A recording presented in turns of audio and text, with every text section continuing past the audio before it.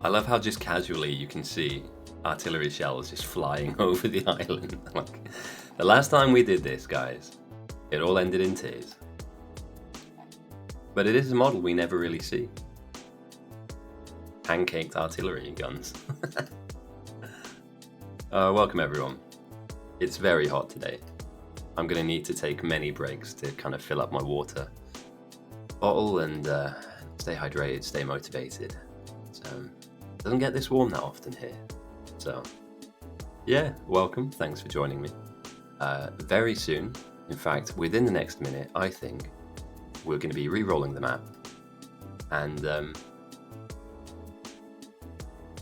starting a real game. But yeah, I hope you guys are having a good weekend, and this is Carnage.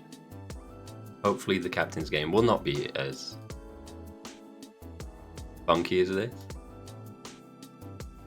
What are they shooting at down here? Oh, they're just going deep. So yeah, for anybody tuning in that doesn't know what's going on, don't worry about it. We're going to explain everything from the very beginning of the game all the way through the different little mechanics that exist within the game itself. And yeah, we're just going to go through it. We do this every week. This is like an educational stream, I guess, or just like a talking about it kind of stream. So if you're new to this game and this game mode, feel free to ask questions. We actually really do enjoy fielding different questions every week and just figuring out how you play this game. It is in many ways complex, in many ways it's actually very simple. So as a beginner player, as a new player, you're actually able to have some massive input into your team's play. And if you don't know how to play, stick around, we'll talk about it.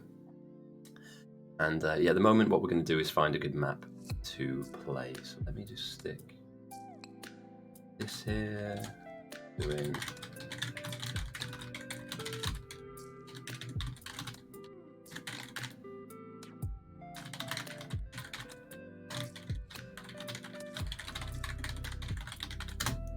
Cool. Hey, how's it going, Wolf and Moon? It's far too hot to be casting anything today. I really just want to like stand in my shower and turn it on to the coldest setting, but yeah, it's fine. You know, we'll get through this together. We'll prevail. Oh, Factoria's not responding. I haven't got the brain power for it today, mate. It's it doesn't get to 30 degrees often here, and it is. So I hope you guys are managing to survive. I'm not built for this. I'm not built for the heat. But actually casting a captain's game is probably the best way to kind of take my mind off of it. I might need to, if it gets really, really hot in an hour or two. It's projected to go up to like 32, 33. I might need to turn my mic off and just turn my fan on for like a couple of seconds, just burst a bit of cold air into my room. I don't want to have the fan on whilst I'm talking because that's really like fuzzy, but yeah, very soon, mate. Very, very soon. It's just over, I think, 12 days now. And we're out, basically. Let's pull up my calendar. I'm out of here on the 2nd. Yeah. About 2 weeks. About 2 weeks, maybe less. So, oh, mate, I don't know how you guys handle it. We don't have it often, so I'm not going to complain as if it's like the end of the world. Obviously, there's many worse things that are happening. But it's, yeah, God, it's difficult, mate. Difficult to say the least. All right, so Backoff wants to be a captain. That shouldn't happen. All right, I'm going to type in fake news. It's too hot. It's genuinely too... I think what I'll do is I'll captain the last... so next week will be the last week I'm in here. I'll captain then, and that'll be my final captain's run in this flat. And then I'll captain once I'm in my new house. So yeah. But it's looking good, you know. We've got a decent sized map here, obviously. The map is vast and large. We choose to use this map, which I think we are. We've got some uranium ore pretty close to the main base, which means a nuclear builder. Oh, there's also some over here too. Brilliant. So yeah, we need to, first of all, get captains. We need to figure out which game mode we want to play on, which difficulty. And then we need to select our captains and have them select teams. This is like being picked for a football team. You know, we have defenders, we have midfielders, we have strikers, we have goalkeepers that fulfill different roles within the game. So if you're new, if this is your first time tuning in, or if you just haven't played a lot of Bites Battles and you just kind of want to get a bit of an understanding as to what the different roles are, we're going to go through that. We're definitely going to go through that. So feel free to, again, ask questions, throw some memes out into chat. This is a pretty interactive... I don't know anything about it either, and I'm English, mate. I'm more of a rugby fan. Definitely more of a rugby fan, but we got into a final, you know. I didn't ever really, if I'm going to be honest, believe it was coming home. But fair play, you know. I've always known us to not be very good, and all of a sudden England are playing in finals. Fair play, you know. You got to respect it. And we were just going through the standard issue nonsense that we have at the beginning of every captain's game, which is trying to find somebody who wants to captain. Enkling sometimes does, but it's like 2 o'clock in the morning by him. So yeah, Drain's a veteran. Drain knows what's going on. If he wants to captain, I wouldn't be too worried about him leading the charge. Think American football, but it's continuous. So you don't really stop a lot. You know how they keep stopping every time the ball goes down? We don't do that in rugby. It's also, you don't have the shoulder pads and the bike helmet as well. It's your body hitting somebody else's body. There's no protection. You get a mouth guard. Yeah, sorry about that, mate. I'm leaving here after being in this spot for years, and so a lot of people want to meet up and have a drink and stuff, so I'm not captain. No.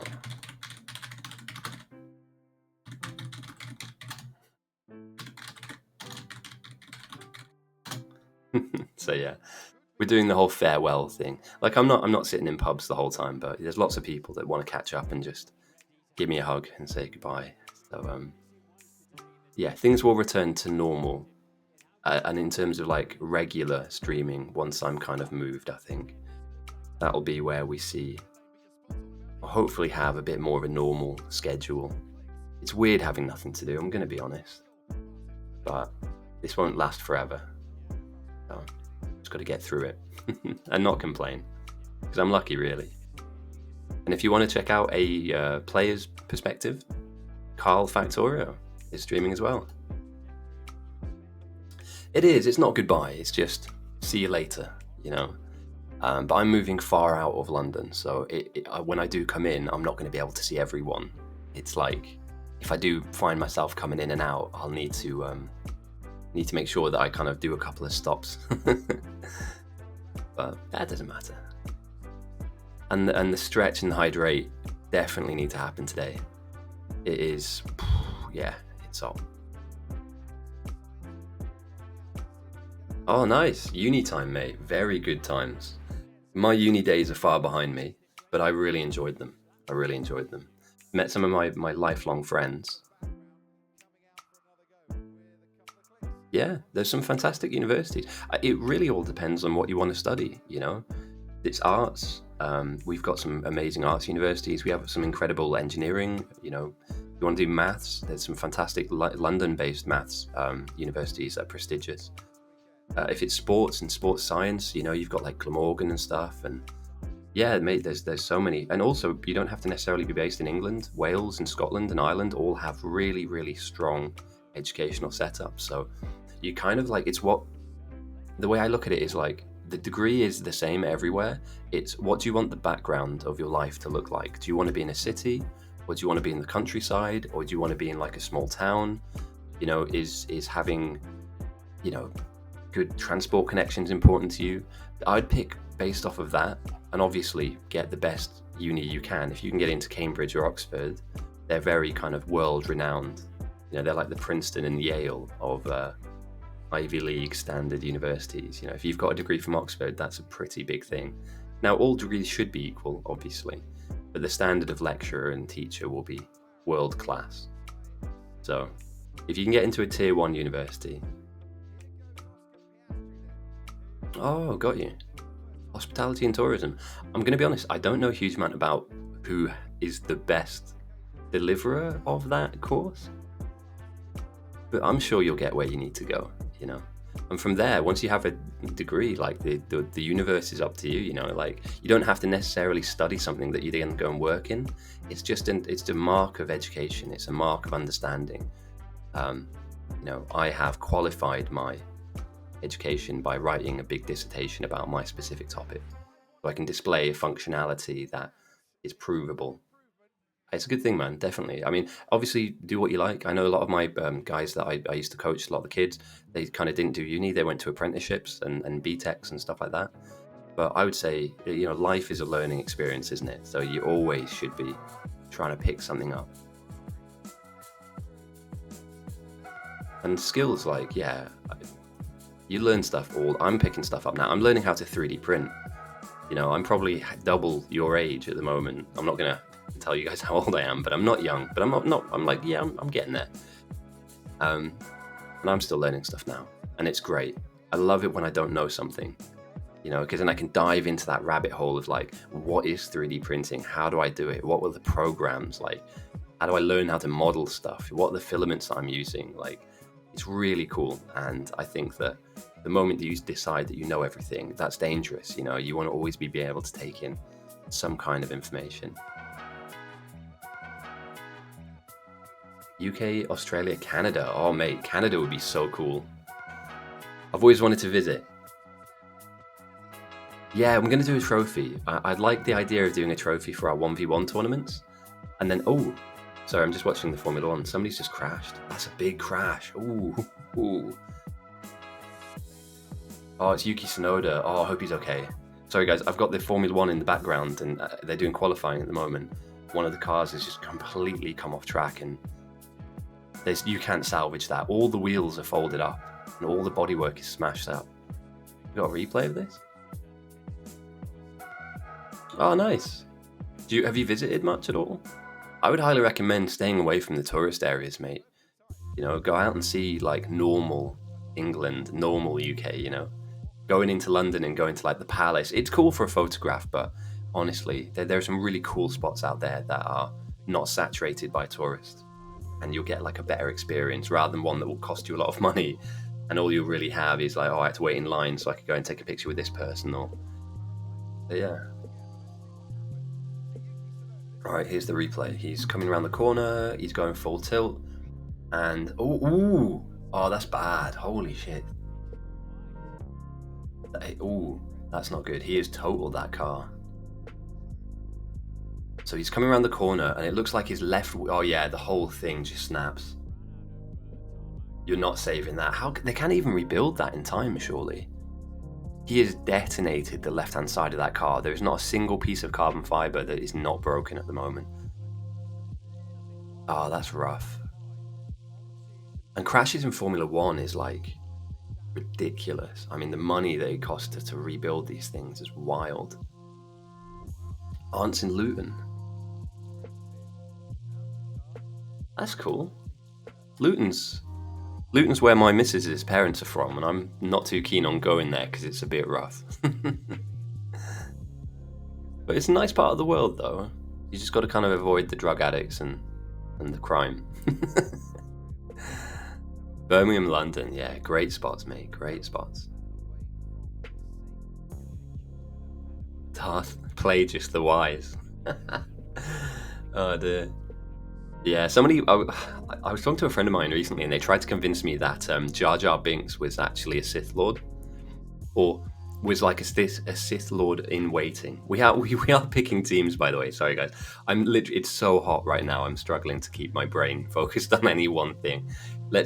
This is Bite Battles. My name is Ghosty. We have a game on our hands at the moment, and we have two teams that are currently being picked. The North, we have Cognitive Fun, Eagle, Granlich. I think that's Ragnarok, but I'll call them Kawaii for now. Open Drain Outstanding and Q-Crap. And on the South, at the moment, and more people will be picked, Califabob Carl, Ling, Pabev, The Soldier, Walross, and Zero Sun. So far, the veteran players are being picked, but down the line, some of the newer players, like Steve maybe, or Riley, this Destroyer guy, they'll get picked into. Yeah, it's cool if he is. And they can write that in, can't they? This isn't like... Even if they never ever touch on that, I'd be really impressed if they manage to solve that, square that circle, because I looked at like a breakdown. He showed me a video and he was like, look at how menacing and how, like, he's like an idiot, but he knows he's an idiot, and he's playing a role. He's not just a moron who's being moronic. So I could see Jar Jar being a very sneaky kind of Sith Lord just in the background, pulling some strings, pulling some levers. So I'm not a conspiracy theorist at all, but he could be. Imagine in 2 or 3 years' time, somebody picks on that thread, and we end up with Jar Jar the Sith. And imagine if he was worse than Darth Maul. I don't know what his lightsaber would look like. They've never had curved lightsabers, have they, before? But the first Gungan Sith Lord, oh dear. That's about as deep as my Star Wars knowledge goes, but yeah, terrible, mate. I'd love to see it though, wouldn't you? I'd absolutely love to see it. He's like the goofy loser, and to be honest, I always found him quite annoying. Like, he just makes a lot of noise and he's just all over the place. Like, he's like one of those wacky, waving, inflatable tube men. So to posit the idea that he's an evil genius kind of just works on so many levels. It's like, he fooled us all.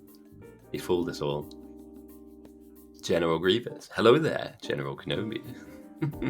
Alright, let's park the Star Wars chat. We're here for a game. We are here for a game.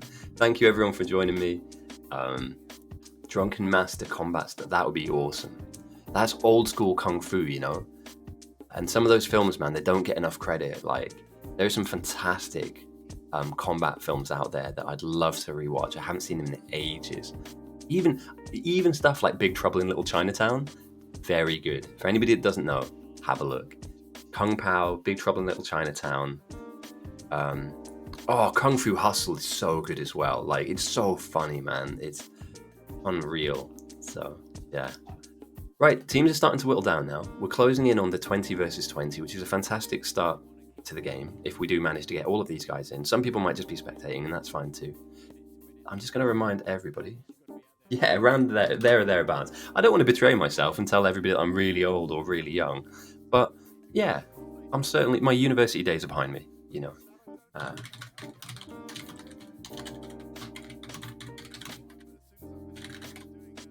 It's so good. It's so funny, man.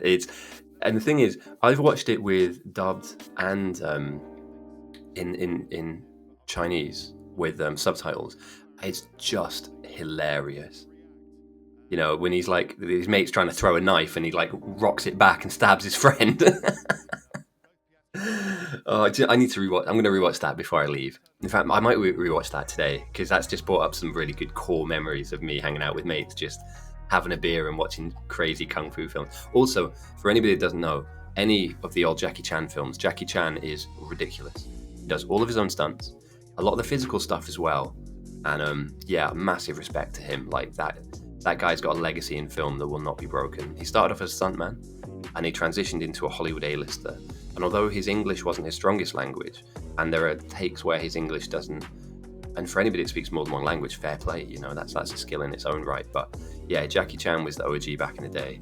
I love a bit of Chan. And Kurt Russell in Big Trouble Little Chinatown. It's a ridiculous film, but if you need a laugh, if you need to take your mind off the heat, I'd go for that for sure. I think I've just lined up what I'm doing after Biter Battles. I'm watching cheesy kung fu films. Yeah, why not? Why not? So okay, right. Let's outline what this is all about, and we will meander through the course of this stream. We'll meander through topics and stuff. So don't feel like we're going to be solely glued into this. We're going to talk about some music stuff and film, TV, all that jazz. This game, in this game mode, we have two teams. The map is huge, and you can see down the middle of the map, it's bisected, split in half by a big river. You can't cross this river, and you can't throw grenades over here, it's too big, so there's no point in even trying. Each team has a captain that will have a strategy in mind, and they want their strategy to kind of beat the other teams, get to the deeper science technology later, quicker, so they have access to stronger items, like laser towers that are more powerful, flamer towers, different oil processing. So you want to be going into your technologies. You don't want to stay on level 1 tech. You need to progress through green, red into green, into military, into blue, purple, yellow, and then white. In this game mode, you need to protect your rocket silo, which is right in the center of your base. If the biters, the aggressive bugs on the map, which eventually you'll see them in time, beat this up, chew it to death so it has 0 HP and it explodes, your team have lost the game. So the way that you do that, the way that you defend your silo is you build walls and you build defenses and you make sure that there's a physical barrier. And I really hope, so the tool that I use at the moment has been it's not being supported anymore, which scares me a little bit. So this might be one of the final streams of me being able to draw on the screen, but the bugs kind of eventually they're going to run into your base. We'll talk about the bugs and where they are like in a little bit, but just there are aggressive bugs, NPC level bugs on the map, and they're going to run into your base and try and kill your base off. So what teams do, they build really large defensive structures, like a big castle almost. Imagine this white line is a great big wall, and then behind that wall they'll stick loads of defensive structures like flame turrets, for instance, like laser turrets, and they'll stop the bugs from chewing into your base. The reason you do this, and you build up these massive fortifications, is that you have all of this space in the blue circle to build all of your production, research all your science, and just keep yourself safe, you know? You don't want to be constantly fighting stuff off and rebuilding structures that the bugs kill off, right? You need to give yourself a barrier so that they can't get to you and you can continue to progress in the game. So what makes this game different and what makes this game unique is that the map that we roll is a random seed. So we've never seen this map before and we'll never see it again in this topography, in this geography. The patches of ore, as you can see here, we have like iron ore, we have copper ore. They're always different and in different locations. So you're never playing the same map, you're never playing the same orientation of the ores. And as you can see here through the river, the ores are the same on both sides, they're just flipped. So there's no advantage of being in the north compared to being in the south. And if I find our uranium ore, for instance, here you go, you can see that it's equidistant. I draw a little box here, equidistant to the one on the other side. So you get what they get. It's just how you use what you have that gives you your win or your loss. Because some people do misplay. At the moment, what needs to happen is that this opening area here, I'll stop using blue because I know some people could be colorblind.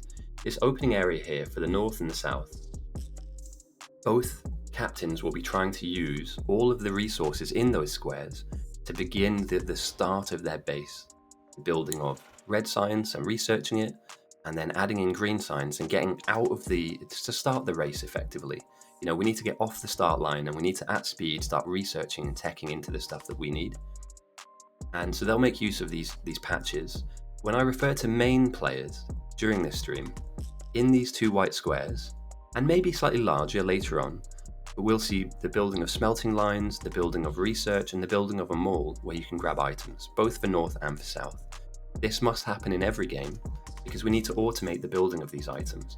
We don't want to sit and handcraft, you know, hundreds of belts, you know, just sat down here in the queue, just thousands of items needing to be made.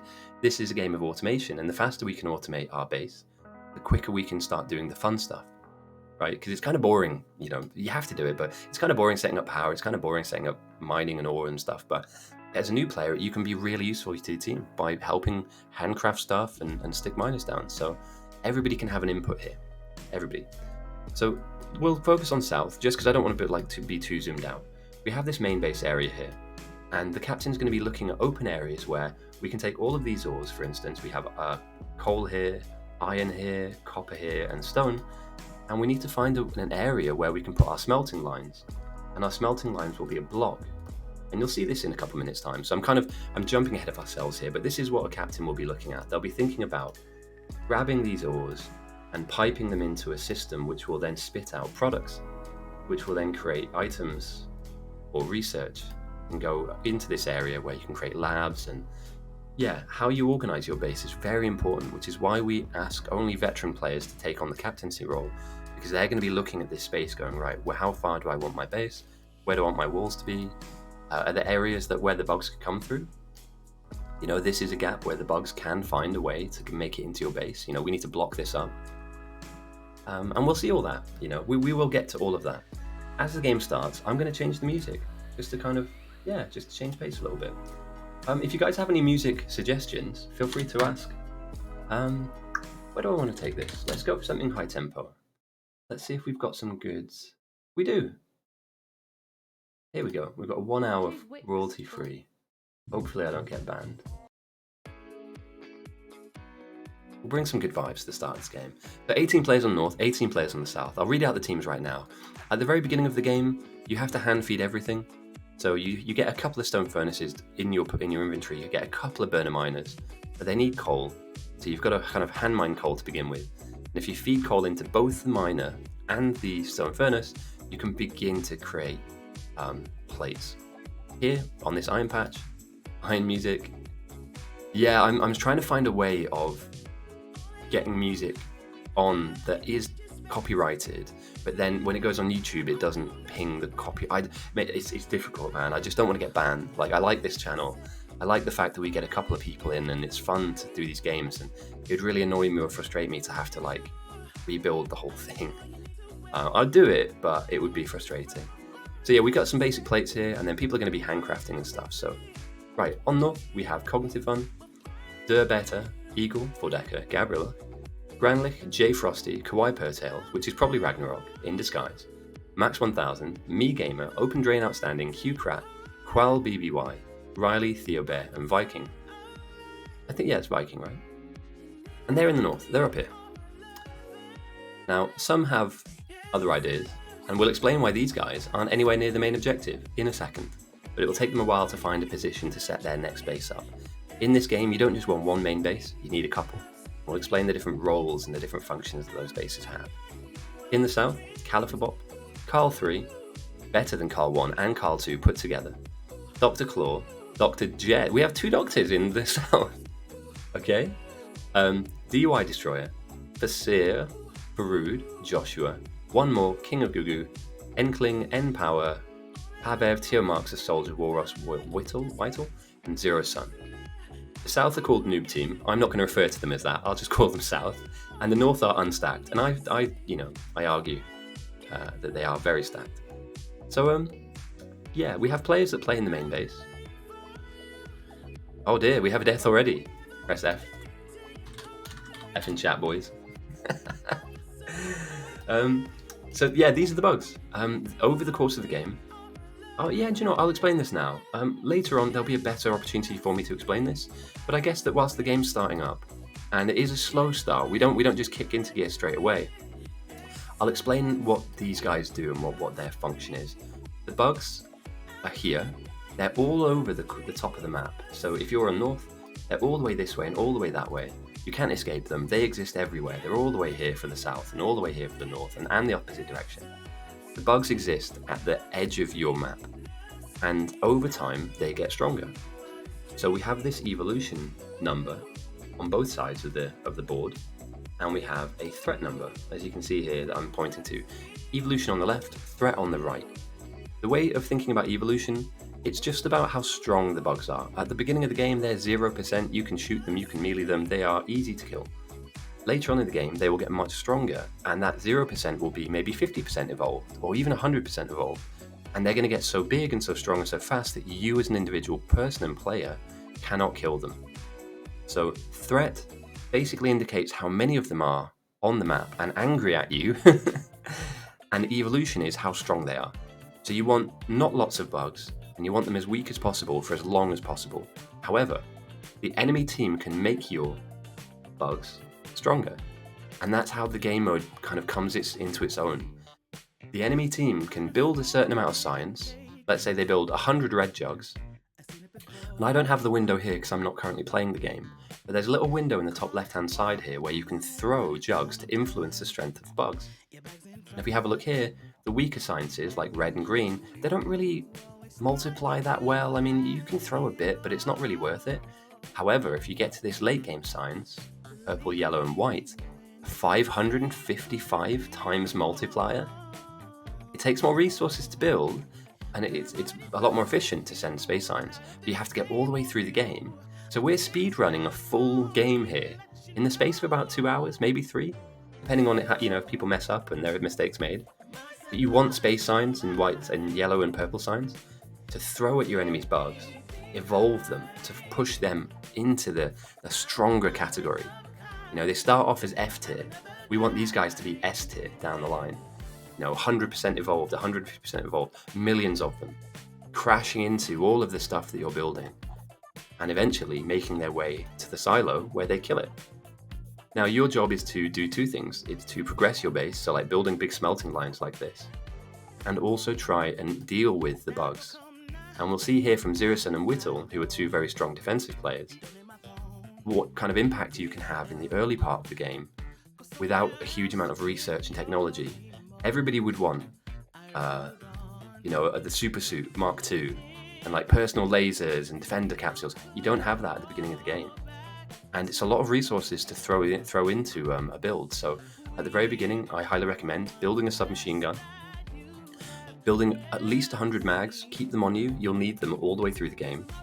But even though the bugs get strong, you can still shoot them when they're like medium strength, and definitely at least 20 to 50 grenades each. When I'm captain and when I captain games, I ask every single player on my team, you always need to have the ability to stop what you're doing and go to part of the base which is being attacked and fight the bugs back. Later on as well, we can add to that by, you can even have a shotgun. You can build a rocket launcher. It's kind of pointless, but you can if you want to build a rocket launcher. Beyond that as well, later in the game, slow down and poison capsules to manage large waves of bugs, as well as defender capsules, which are little robots that fly around you, and the little robots will do damage to the bugs and waves as well. It's like having a little army, a swarm around you to help do damage. We don't want to get to a point, though, where the bugs are openly attacking our base. This power, for instance, that's being put down by N-Power, great name by the way, we want this to stay on the map for as long as possible because we need it to power up all of our buildings and power up all of our base.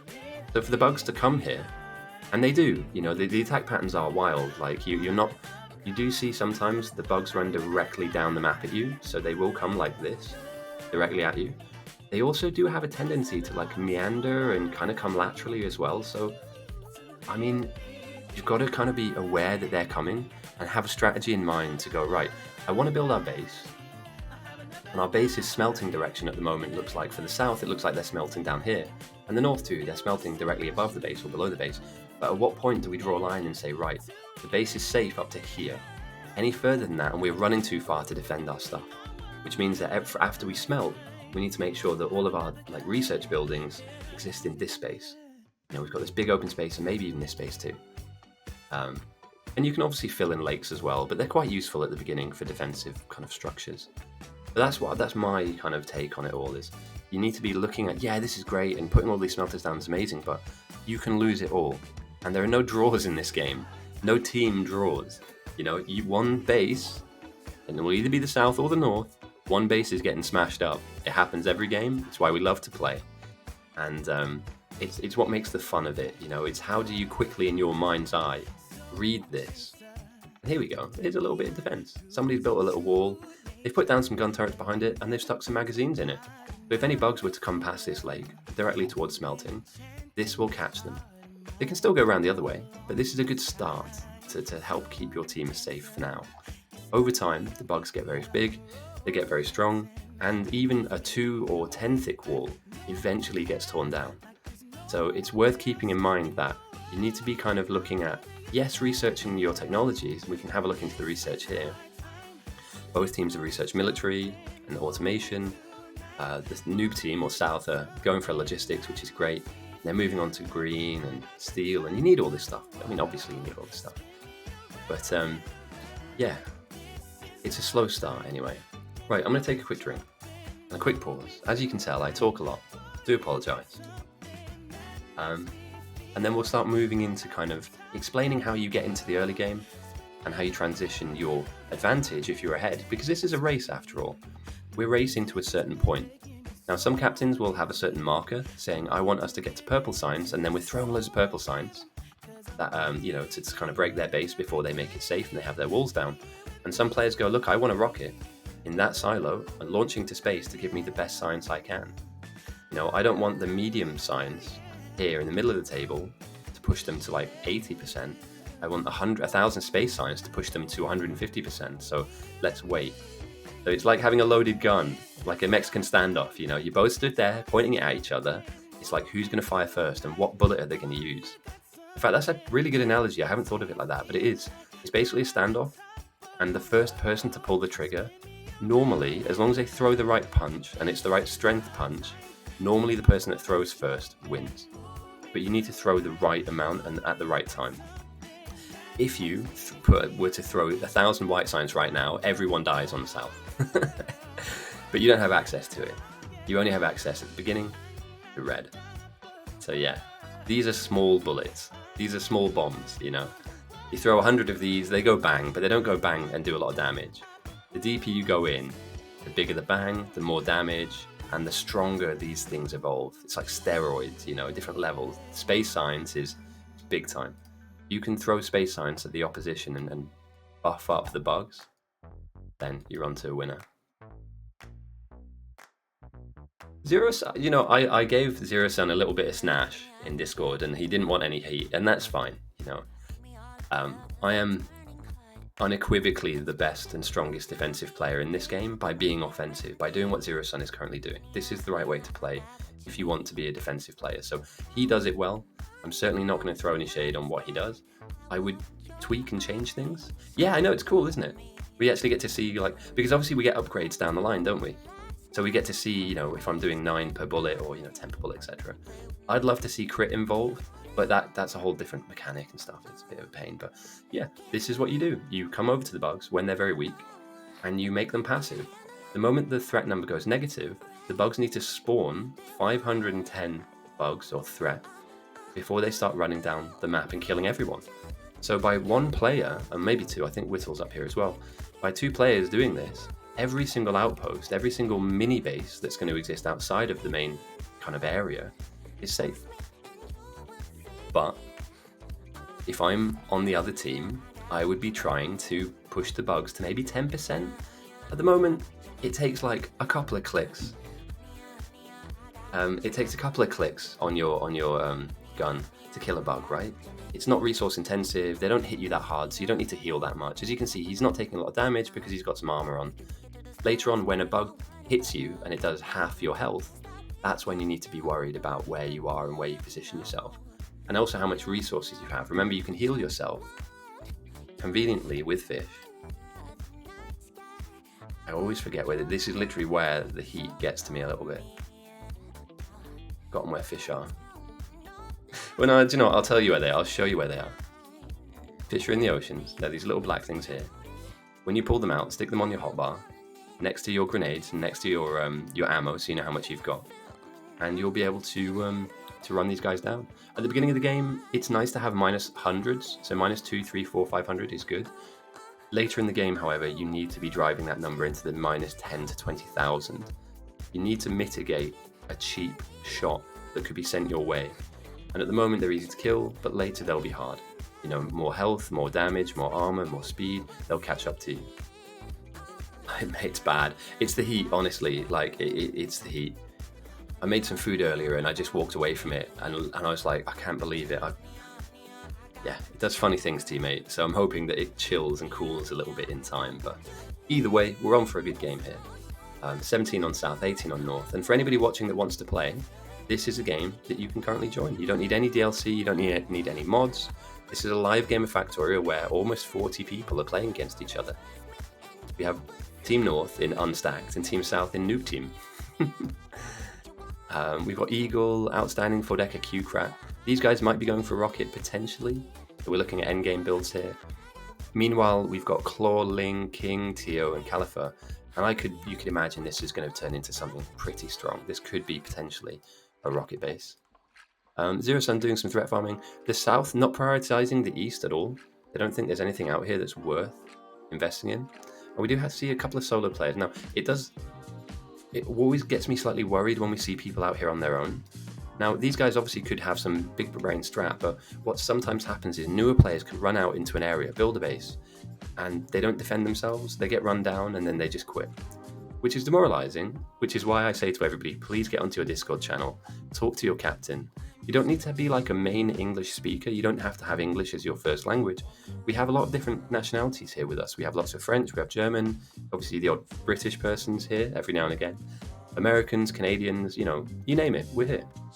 So, I'm sure that if you don't understand what the captain is saying, somebody might be able to translate for you so that you can stay in the game and you can understand what's going on. But yeah, this is the slow start. But the good news is, once we have a slow start... Hey Blitzy, nice to have you with us, mate. Thank you very much, man. GG's. Are you free to play this one, or are you taking time out? It's absolutely belting, swelteringly hot here today, so I need to keep drinking water, keep hydrated. It's going to be a tough one, but here we go. So at the beginning of the game, we were just pushing coal into all of our buildings and pulling out plates. Now we have some electricity and unlocked some electric miners. Ah, that sounds kind of cool though. Mountain house. Enjoy, mate. Enjoy. And if you have time to stick around, feel free to stick around and chat it up. We've got a good game on our hands here. Very good game. Both teams have got some really strong threat farmers as well. So yeah, we could be looking at a really good setup. So we've researched some automation. We've got some electric mining drills, which we didn't have at the beginning of the game. We've stuck some power poles down to charge everything up. And now we can see that these plates are going onto belts, are being fed into other machines. And we're starting to see the beginnings of a base emerge. The skeleton has been put down. These buildings over here are going to build us items like belts and inserters so that we don't have to make them ourselves. And this is free for this is like a shopping mall. This is an area where you can grab a load of items and put them in your inventory so that when we need to build really big things, you have hundreds of belts, hundreds of undergrounds, hundreds of, production assembly one machines. And you're not waiting to handcraft. And that means you can speed up the build of your base. At the moment, obviously, everything's being handcrafted, so, we're in that slow phase of just letting people kind of crack on with it, but this is really good pace from the North. And the South, to be fair, are also doing exactly the same. So In terms of meta, where you build, how you build is up to you, but you always need this early phase. Look at this box where, we're starting slowly but surely to automate mining drills, because we don't want to be hand building mining drills to put over a patch that's like, almost 1 million, right? You just want to grab 50 or 100, grab the relevant belts, grab the relevant, undergrounds you need, then get going. The same with the signs. We don't want to necessarily be handcrafting signs at all. We want that to be built in our science buildings over here. And for anybody that doesn't know, who's new, red and green are the beginnings of signs that give you access to the early tech. Red only needs these iron gear wheels and copper plates. And if you can put them into an assembly machine 1, it will smash them together. And I don't know how it happens, but somehow they all turn liquid. They turn into a red jug. That red jug will then be put onto a belt and belted down to where our science labs are. Once in the science labs, they'll begin to burn and pay off for our research. Every research costs something, right? The cheaper ones, because they give you access to basic stuff, don't require a lot. Later on, for the deeper tech, we're going to need a lot of science being shoved into these labs, of all different colors, to give us access to those really good technologies that we love to see. Laser towers, mate. We need them. We will be defending like madmen and women, mad people of the internet. So yeah, this is really strong, iron smelting to begin with. We've created 68 mining drills from that building alone. And yeah, here's the basic mold. Belts, underground, you need this stuff. And you kind of need it all the way through. You get it at the beginning of the game and that's it. So here we go. We have gears and plates being fed into a machine. And it's creating red jugs. And once they can put this belt down, these red jugs will fly down towards these, this individual lab. And research will commence.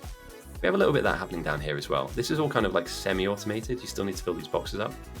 But at the beginning of the game, people do set these up just so you can get off the ground. You need to put a little bit of fuel in the car, get it kind of up to speed. It's captains, not kingdoms. Okay. But I like what's going on here in the south. They've planned for a lot of smelting here, a lot of smelting. And they've begun green chip production, which is great. Obviously, for anybody that's played a lot of this game, green chips can kind of be a bit of a hurdle that most teams need to overcome. You always need far too many of them, and then you never produce enough of them, which is a real pain. Power a problem for anybody? I can't imagine so. There's some really nice power setups here already. So yeah, we're looking good so far here. And there we go. Finally, the assembly machines are producing the first level of science, and that science is going into labs, giving us access to the opening part of our research. After that, we're going to need green science, which is kind of tier 2. To make green science, you need slightly more complex items because it gives you slightly more complex research. It kind of makes sense if you think about it. You're going to need something that's kind of difficult to make in order to make the science that makes more difficult things. So to make green science, and it's not been turned on yet, but it will soon, you're going to need belts on a belt, which I know is a bit visually weird to see. Belts on a belt and yellow inserted on a belt. And they will give you, once these machines turn on, and I'm sure they're researching it now. Yeah, here we are. They're researching green science at the moment, something that the South have already done. So we can see a slight difference there. The South are kind of one research ahead, if you think of it like that. And, we'll talk about advantage over the course of the game, but you do get teams pass advantage backwards and forwards. One team will seem like they're ahead, and then all of a sudden they just have a problem with production, and then they go behind by like 20, 30 minutes. Then if the opposition team don't capitalize on that 20-30 minute slip up, all of a sudden you don't really make the most of what the opposition team have given you in terms of like a chance to kind of take the lead. So we're getting ahead of ourselves talking about that kind of stuff, but for now there are a couple of phases of the game. There are these outpost nerds who have a plan to do something outposty. So this is like a base that is being created for a very specific purpose that will be helping main. And a secondary base out here too, and they're just getting themselves up and running. They don't have the same kind of manpower as main, which is fine, or women power just in general. And here we have another setup where Ford, Q-Crat and Outstanding, as well as Eagle and Kawaii Pertails are creating their own base. These will spit out products later on that will be very, very useful for me. And it looks to me like we're starting to make a little bit of a use of this mix patch here. Sorry, one sec.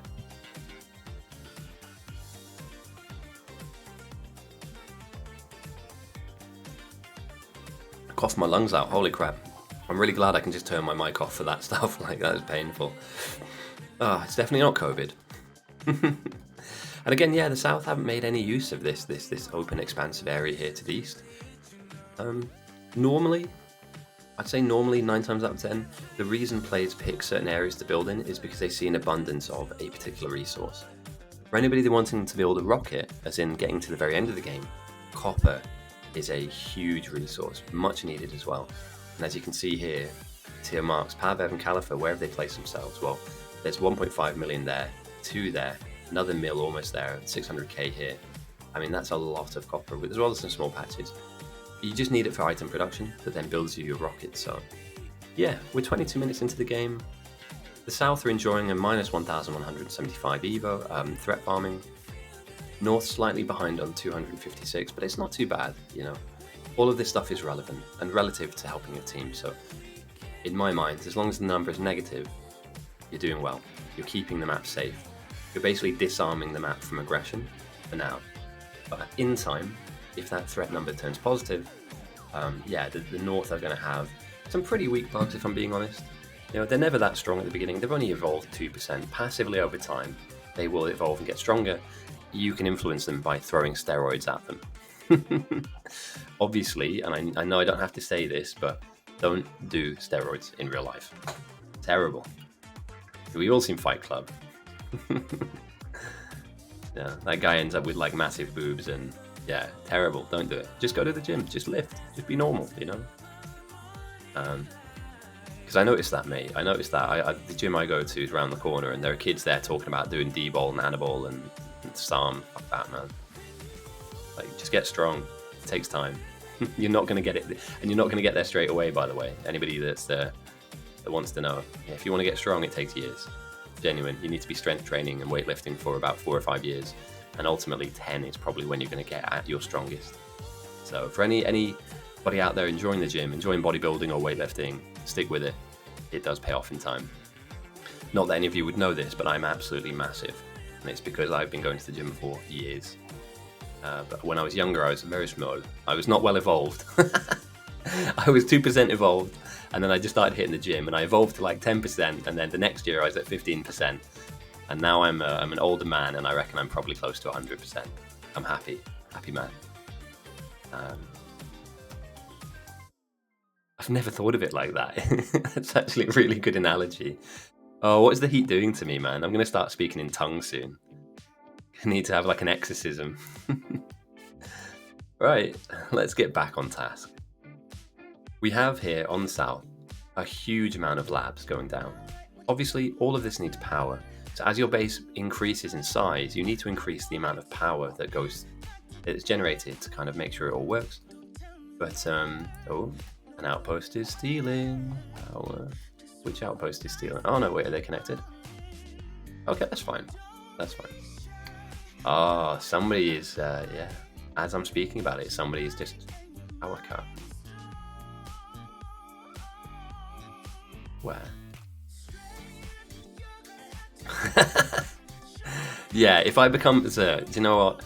If I become possessed at any point in this stream, I will turn the camera on and you can watch a live exorcism. Yeah. Oh, it's too hot. I'm not used to this. Getting back on task. This huge square of research will really speed the South's ambitions in getting whatever it is they need to get, whether it's moving towards advanced material processing, unlocking military science. In terms of labs, you can never have too many, but you want them working, you want them switched on with everything they need. So a lab that is barely blinking or that doesn't have the right resources coming into it is kind of useless to you. Coincidentally as well, on top of that, these buildings, if I get my MS Paint NASA level drawing tools out, these buildings here are dangerously close to the bugs, right? Bugs aren't far away. You know, so if for instance, the threat farming was to stop and they were to just, you know, become active and angry, the first building they're going to bump into is a lab with a lot of expensive science in. Like, I know it sounds a bit minor to say, but if you were to lose 2 or 3 of these buildings, you will go behind in research. because you've built the stuff, you've paid for it with your power, it's gone into a lab and then it's been destroyed. So you need to protect this stuff at all costs. And the North have a decent size setup, but you'd need to double or triple this. You need these labs to kind of buff out and build a bit. But do they have signs buffed on the line? Yes, they do. Is the signs going into labs? Absolutely, no problem. The mall is slowly building up, and we can see here this kind of blueprinted area on the side here. This will probably be tier 3. This will probably be military signs that will then go to the labs to give us access to the beginning of the middle of the game. In my mind, and I know I say this every week, so I'm sorry guys if I repeat myself every time, but for me, the beginning of the game, I would say that this is early game. Red and green. It gets you off the mark, it gets you beginning to run, but it doesn't give you game-winning tactics or game-winning options. For me, mid-game is military and blue signs. There's normally a pause between the levels as well, because you need to kind of build up the industry, like oil, for instance, blue.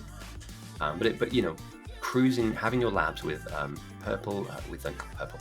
military and blue signs comfortably in most of your labs, for me, you're in the mid-game there. From there, purple and yellow are late game in terms of these are game-winning sciences. If you can get to this level of research, you're doing very well for yourself, and you want to be the team that gets there first. And there's a screen. We have a new screen, don't we? Is it team stats?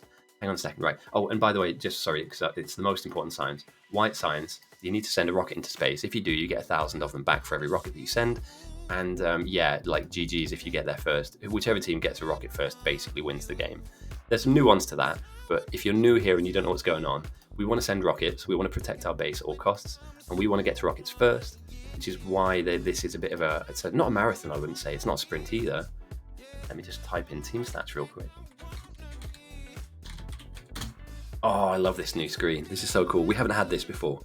This screen tells us which team got to which milestone first. The South are looking pretty quick. They got to green in the first 12 minutes, or the first jug built was at 12 minutes. Coincidentally, the North built the first one at 21 minutes in. So there's a good gap there. Really good gap. And again, they've built a lot more too, and they've used a lot more. So they've used 242, whereas the North, because they're still going through their red research, they're slightly behind, have 16. So I love this screen. It tells the story of the game. How many kills are on the North compared to the South? The South have killed almost 900 bugs. The North only 108. And as we can see, their threat is slowly climbing into the positive. Once the threat becomes positive, the bugs are coming. They're angry now. They've restocked their stock supply of bugs and they're coming in. So, yeah. Also an interesting one, 13,000 belts have been made on South. You need them. You need them all the way through the game. I will be referring back to this screen often. I really like it. It tells a story. By the time we get to military and blue, we should get a good idea as to what team is comfortably ahead. Now, the North have blueprinted theirs, sorry. They have blueprinted theirs, which is great. But this block of labs is really helping the South power on. This is like an engine. I'm coming up with some really good analogies. Yeah, think of the research area as your engine. This propels you through. Ooh, another new. I'm checking it out. Let's do it. Team stats, alpha, play stats. Oh, that's so cool. I'm nerding out here. I love this stuff. I absolutely love it. Oh, we're gonna get nerdy with this today, guys. I'm really sorry, but we're gonna start looking at threat farmers, the main builders. We're gonna check out. It even tells you how long people have been in the map itself, so you know who the new joiners are. So you could potentially say, "Hey, mate, I know you've only been here for 5 minutes. Come over and help me out." How much time they spent crafting? Oh, this is it, lads. We are esports ready.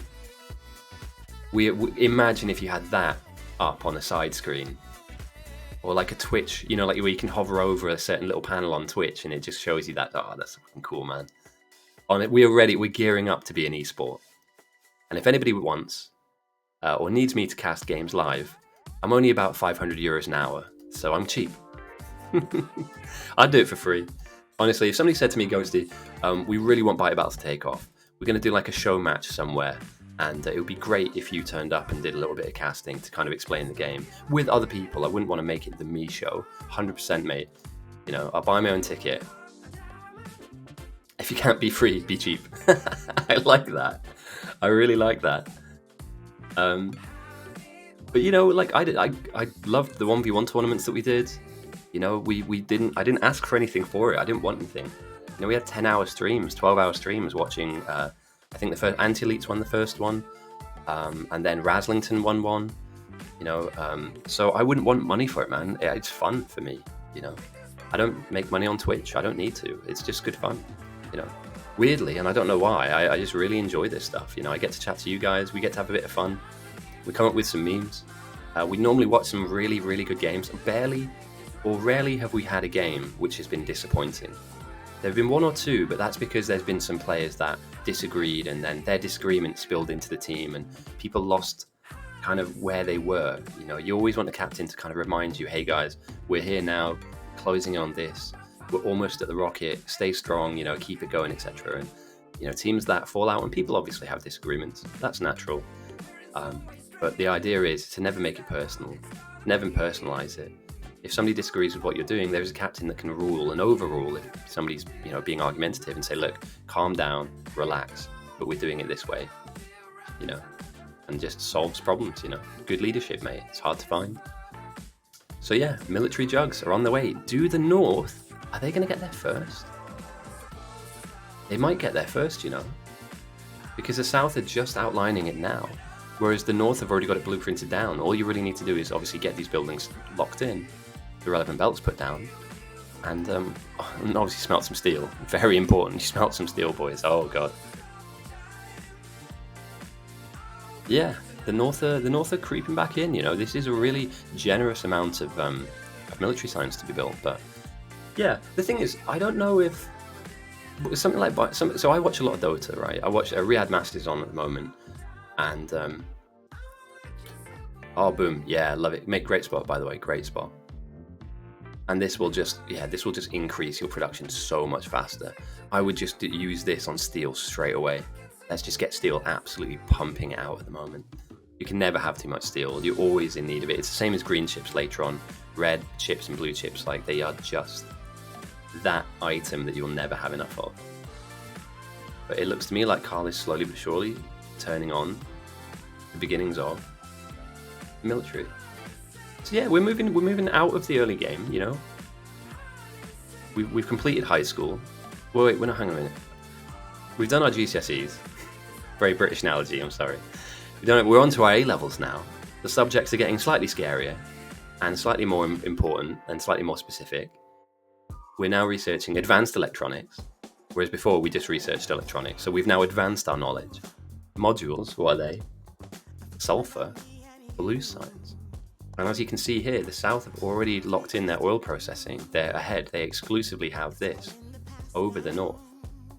And the South are locking in lab research speed. I like this. I always wonder whether this is worth doing early. Like, when I captain games, I have people come to me and ask if it's worth chucking this in. Sometimes there's a bit of a delay whilst you're setting up blue, for instance, where you can squeak a couple of researches in, like, you know, your projectile damage upgrades for your threat farmers, or, you know, your explosive upgrades for your threat farmers and defending yourself. Oh, thanks, mate. Yeah, good reminder. Very good reminder. I've been going for an hour now. I'm going to take small breaks to turn my fan on. And I know nobody wants to hear a fan on in the background. So what I'm going to do is I'm going to quickly turn it on and go and get a cold drink and put some ice in it. And then I'll be back very soon. Today is exceptionally warm and I don't want to burn out and stop and miss things. The one thing I realized last week is I missed a couple of things because I'm a bit rusty. So I want to hear a fan. You don't, mate. It's horrible. It's like, you know when you play video games and you're wearing a headset and you can hear somebody chewing or like breathing, like, ugh, it's horrible. I hate it, mate. Honestly, it's like, ugh, it makes my skin crawl. So yeah, let's find something to zoom in on. And I'll be back in like a minute. And all I do is I'll just burst it on for a minute so it cools my room.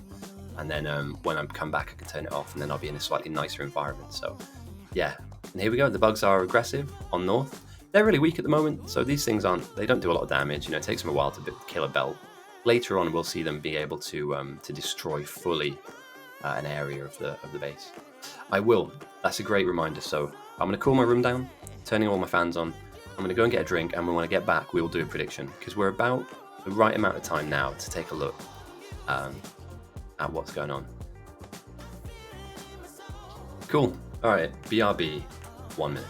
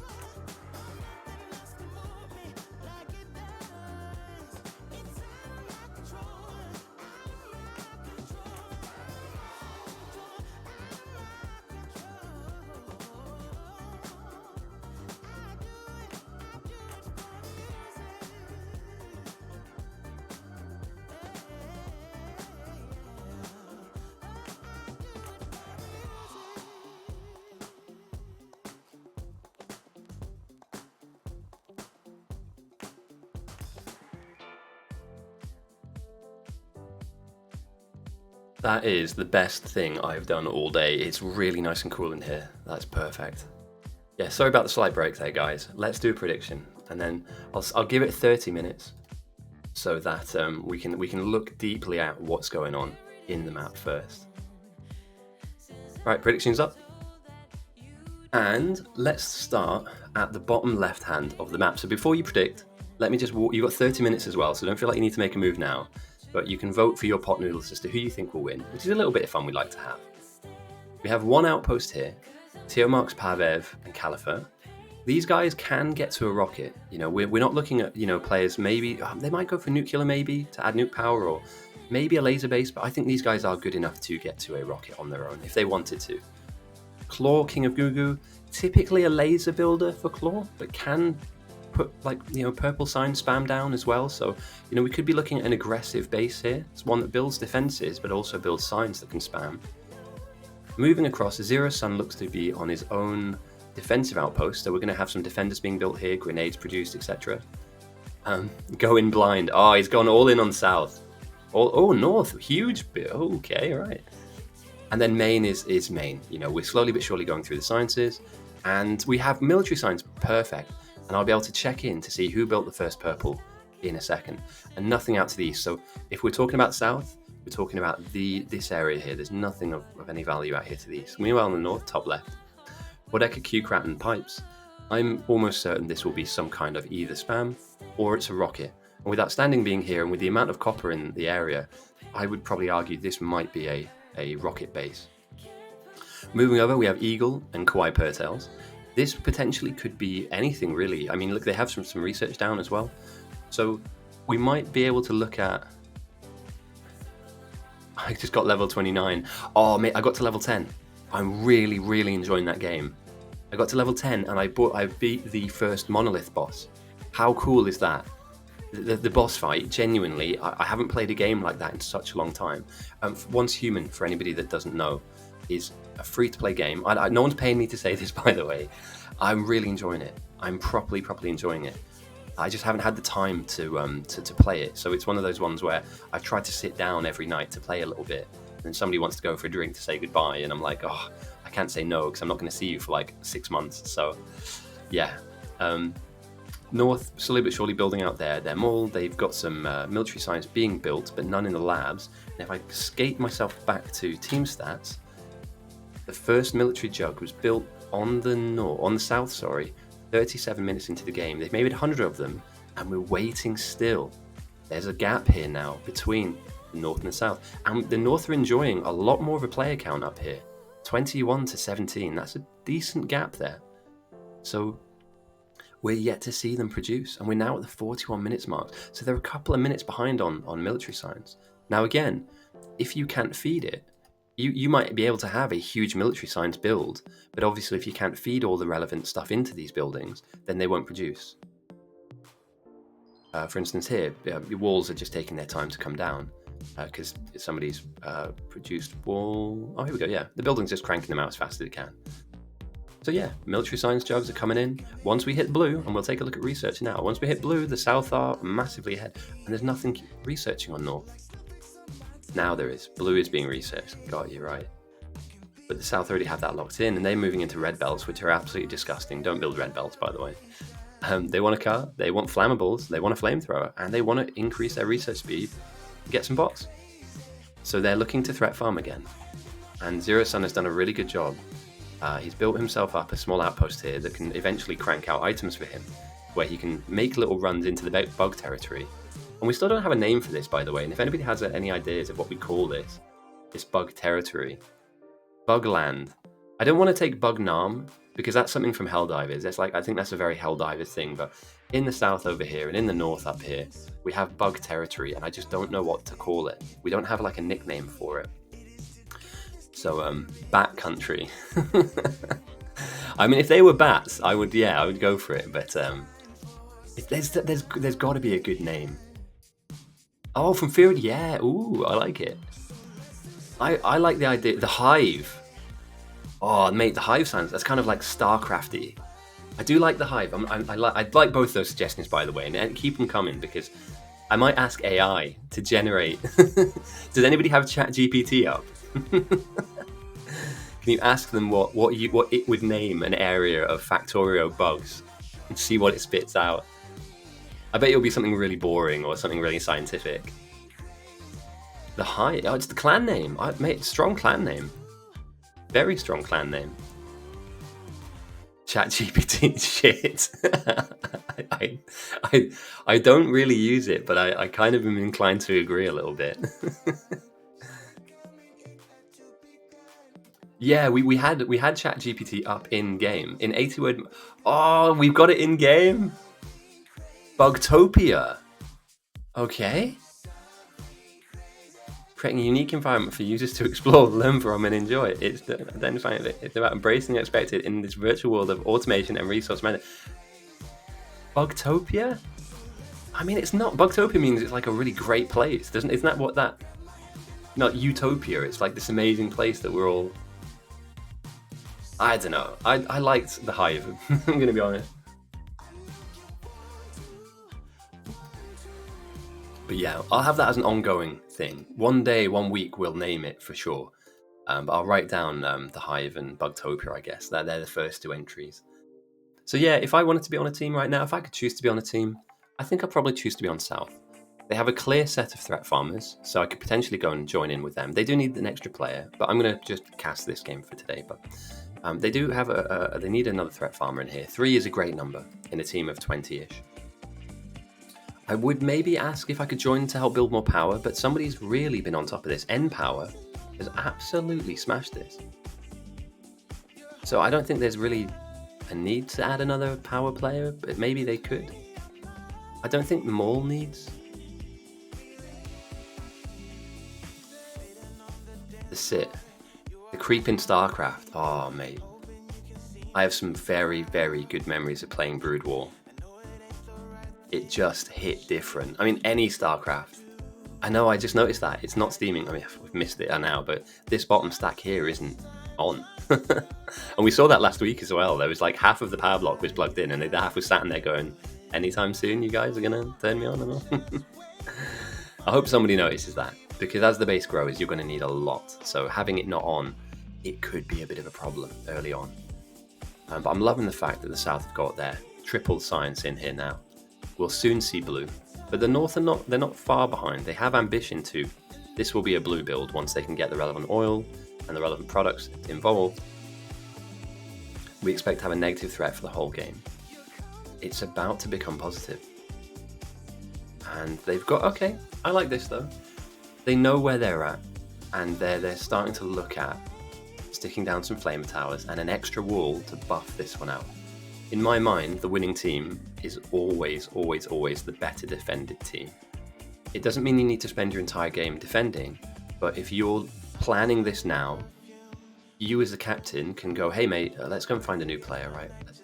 Dr. Jez, hey mate, really good that you've red belted stone. Oh, why did I praise him? You were doing so well before I noticed how terrible this is. I'm like, hey Jez, I know you like red belting stuff, yeah, and you can when we're done, but come with me. We're gonna go and grab some pipes. We're gonna go and grab it every fucking week.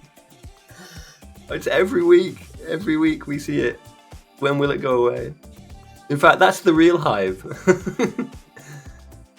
The bugs aren't the real enemy. It's the red belts we meet along the way.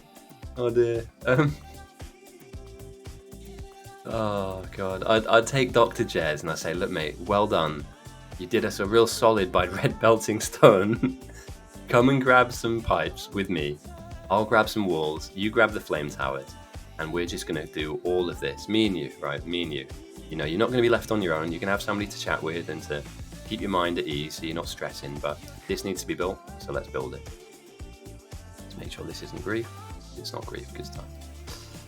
And as we can see here now, yes, this power block is connected, yes, but not through water. It needs its own external pipe, like water through this entire block. So, you know, hopefully, that gets sorted soon. I did speak earlier on again about these solo players playing out in the middle of nowhere, and it worries me sometimes that they will eventually get run over by bugs, and then they haven't had the best game that they could have. I would rather have me gamer or Der Better play in main and help main out. They can do their own thing, but a captain's game is very specific. Like, you've been picked to perform a function. And, you know, we have, for instance, Grand Lickers up here doing threat farming. We have people still building science and filling out blueprints and, you know, sticking down more miners. This is all really valuable contributions. So the last thing you want to do is be in a game for 2 hours and then have your build and your contribution not pay off. In normal games throughout the week, I would say crack on, go ahead and do that. But in these games, they kind of need everybody to be doing the same thing. So the main base needs 0 red belts. Oh, you ruined it. He was having such a fun time. It's hard to explain to somebody who plays Factorio vanilla. Red belts and blue belts are a real big upgrade when you have the ability and the capacity to upgrade to that. In this game mode, they're so expensive and they don't offer you the kind of throughput that you really need. We avoid them like the plague. There may be, in one of the veteran builds, like an area where a red belt is needed. So, you know, like a pre-designed, I don't know, let's take this block, for instance, right? And let's just say, all right, you know, here, this area here needs like 5 red belts because I've done the calculations and it just needs to be here. In those niche circumstance, absolutely. But just red belting an entire base or finding like somebody stealing your iron plates and then just like peeling them off for like a red belt production, try and avoid doing that. It's very similar to having like lines of sentry guns with like an ammo belt behind it. In theory, it's not a bad idea. But over time, the bugs get so strong that these things just do not pay off. They get melted quickly. So yeah, you want to avoid making the suboptimal play. The argument would be for the veteran players is that if you're red belting and you're creating red belts down here and taking all the gears and taking all the plates, etc., and also all our normal yellow belts, that's iron that could go to other things, that could build other things, you know. And although we have an abundance now, and you can see the lines are backed up, and there'll be some furnaces maxed out, we're going to need a lot of everything. We just don't need it right now. So later, this will all be relevantly used. So it's good to have it backed up. You know, you want to be in abundance now, because later on, you're going to need to go and grab more iron from like over here, or, you know, even from this patch here. So yeah, don't waste it. It's a valuable resource. Even the most basic resources is valuable to you. As we can see here. Everybody needs grenades, right? And if you're in main and the bugs are this close, you need a box like this to be very close to you, so you can grab some grenades and just throw them at the bugs. You know, the last thing you want them to do is tear through some of your smelting and set you back a few minutes having to rebuild stuff. So with just a simple plate that you can get from the beginning of the game and some coal, 2 of the most basic products, you can create a grenade which can keep you safe. And like I said at the beginning, and I'll say it again, every single player on the map, I don't care who you are, I don't care where you're playing, Every single player on the map needs to have, when I play with them, a gun, some bullets, and some grenades, and some fish as well. I'm losing my mind, and and a grenade, and hopefully heavy armor. If you don't want to fight anything, don't worry that the bugs will come for you anyway. You know, let's say Podzilga just wants to build and do sciencey, nerdy stuff, right? They are going to come and find you and fight you. You need to be able to defend yourself, even if it is just running and kiting bugs in a circle whilst you throw grenades at them. Like, they don't care whether you're aggressive or not. They are aggressive and they're coming for you. So, yeah, be cognizant of that fact. I love this. Defenders are being built. These are my favorite item in the game, pretty much. They will help farm the threat into the deep 10s to 20s of thousands in this early part of the game. And if I pull up our team stats real quick, and I'm not going to sit here forever, we can see the gap in production of military science. Although, to be fair to the North, they built later, but they're building more. I mean, we're at 418 built, and there's 470 produced, with a couple of minutes in hand on the South as well. Although they've used double the amount of the North's science. So, yeah, potentially we could see maybe blue be the limiting factor here to see who's got the advantage in the middle of the game. I think that, oh, Joshua threw some science. Where are you, mate? Did he build that? Or did he take it off a line? I think the rule of thumb is you don't take anything off of these lines, right? That you need the research more than you need to throw. But that does help me illustrate a point. When you do throw science, and 8, military science jugs is not that much. You increase the evolution of the enemy bugs. You make them slightly stronger. You want to be throwing more than 8, and you want to be throwing more than military science to really do some damage. But these are all kind of like bombs, effectively. When you throw them, they do different types of damage. The lower the technology, the research, the less damage it does. 8 military jugs there, thrown at the 53-minute mark, has increased the evolution by 0.4.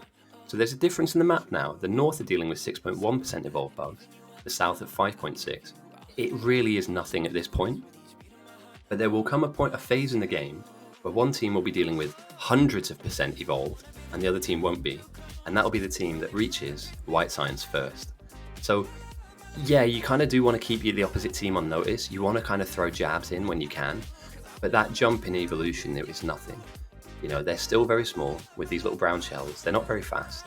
And a single grenade can pop a group of them. So you can still threat farm here, is what I'm saying. When the evolution gets to somewhere like 60 to 70%, you will struggle to threat farm without good upgrades. And beyond that, 90% plus, they will eat you alive. The bugs will one-tap you. But we'll get to that. We'll see that in this game. So I'm not going to speak too heavily on that in this early part. And we can see now this power has been turned on. Rage quit. Oh, mate. Yeah, I wouldn't want to take on a level 40 boss. But I'm planning on playing a lot of it tomorrow. I think after this, blue is on its way. Blue is on its way. At what point did blue get produced? It was at the 52-minute mark, and we will make sure that the North clock in on there as well. You're 29. Oh, you're like 11 levels off, man. That sucks. All right. As we see, blue jugs are going into the labs. And I would argue that once blue jugs are in most of these labs, even if they're not currently being researched or needed to be researched, we are in the middle part of the game for now. And they will slowly tick in. Obviously, it takes a while to build this stuff. And you need a couple of different component parts to build it. But yeah, the South are, with a couple of players down as well, the South are pushing. They're keeping the pace up. This is, if I'm in the North and I scout and I look on the South and see where they're at, compared to where I am, this is their blue build, by the way. This is what they want blue to be. And it's just a dream at the moment. This is just an idea. This is a fantasy. One day, I'll be able to make blue jugs. Meanwhile, on the South, with some really, this is quick. You've got to give it to them. We're in an hour into the game, 55 minutes, and we've managed to hit that, military and blue in labs at a decent rate. This isn't flooding in, but it's good enough for now. We can start looking at some really nice technologies and researches. So I'm going to be honest, I like what I see here from the South. How they transition this, I think they have an advantage as well. How they transition that advantage now, very important.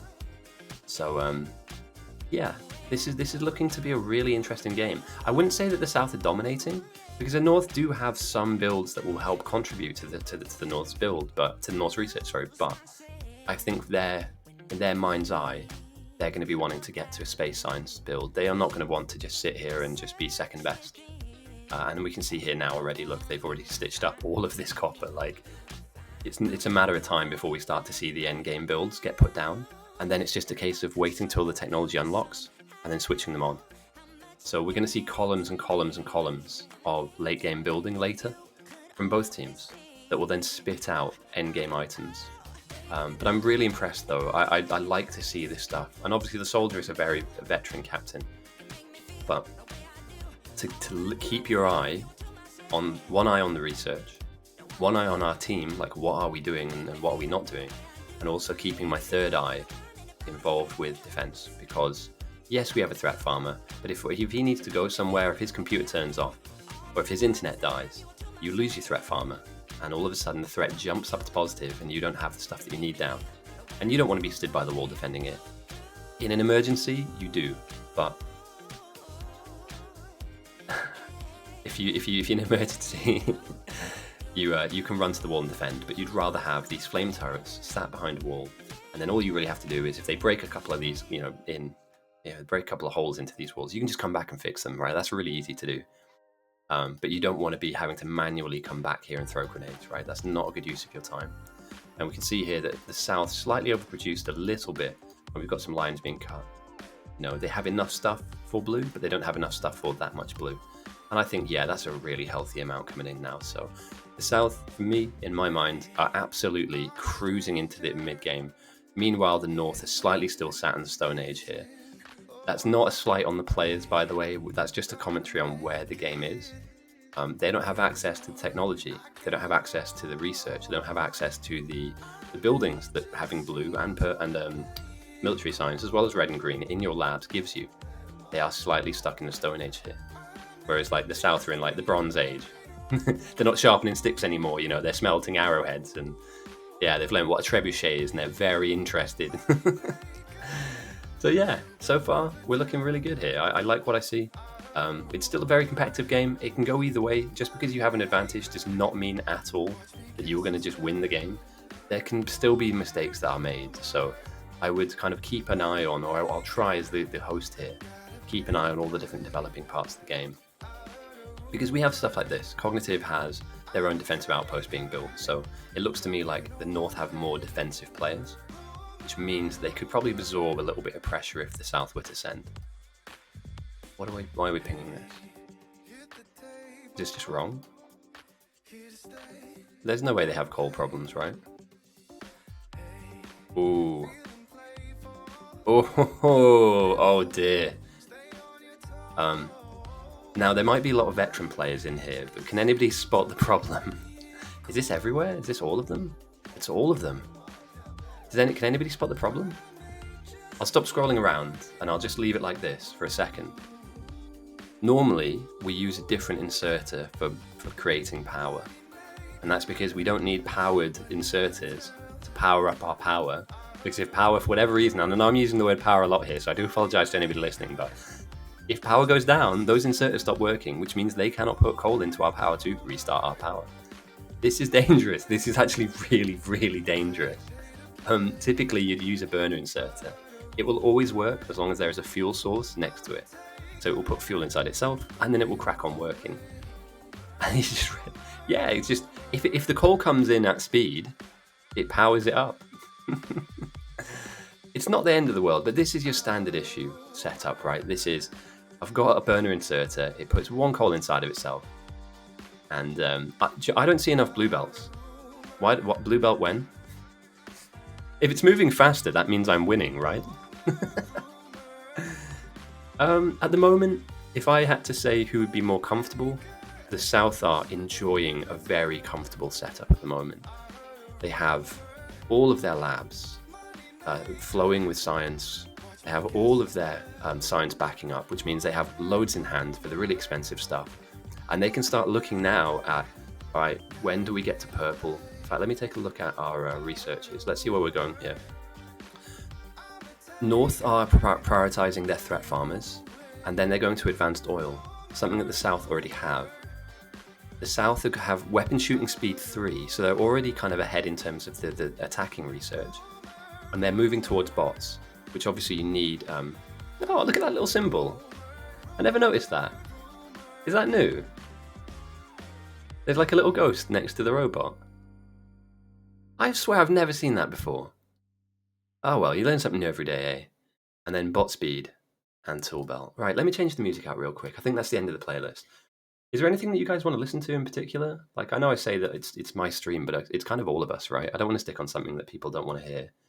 I haven't done drum and bass for a while. Jungle as well. Somebody mentioned jungle and electro, so let's try and find something that's not like cyberpunky. I'm so bored of like synthwave. It's fine for like 5 minutes, but drum and bass for now. That kind of weather, it's the British summer for me. Drum and bass is everywhere. Drum, bass, and jungle, so... Yeah, this is great. This is perfect for me. And again, if this is too loud, please tell me. I can turn it down.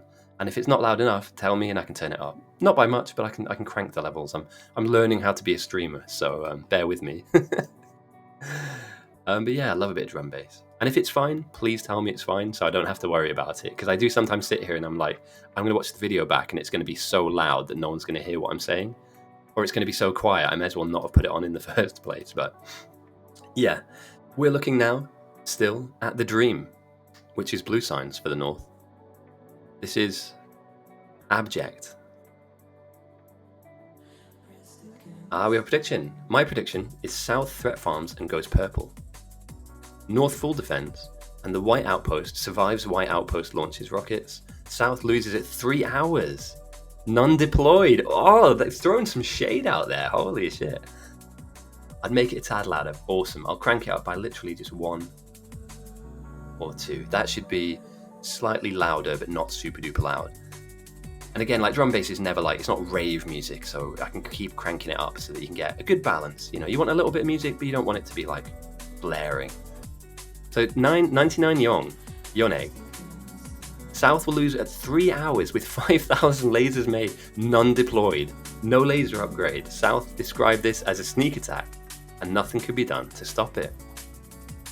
I mean, they're in a strong position now. One thing I would be worried about, and they are slightly building now. But let's see, yeah, you're literally flying in a very dangerous situation because you're kind of waiting and hoping that you defend enough until you can obviously build these little robots.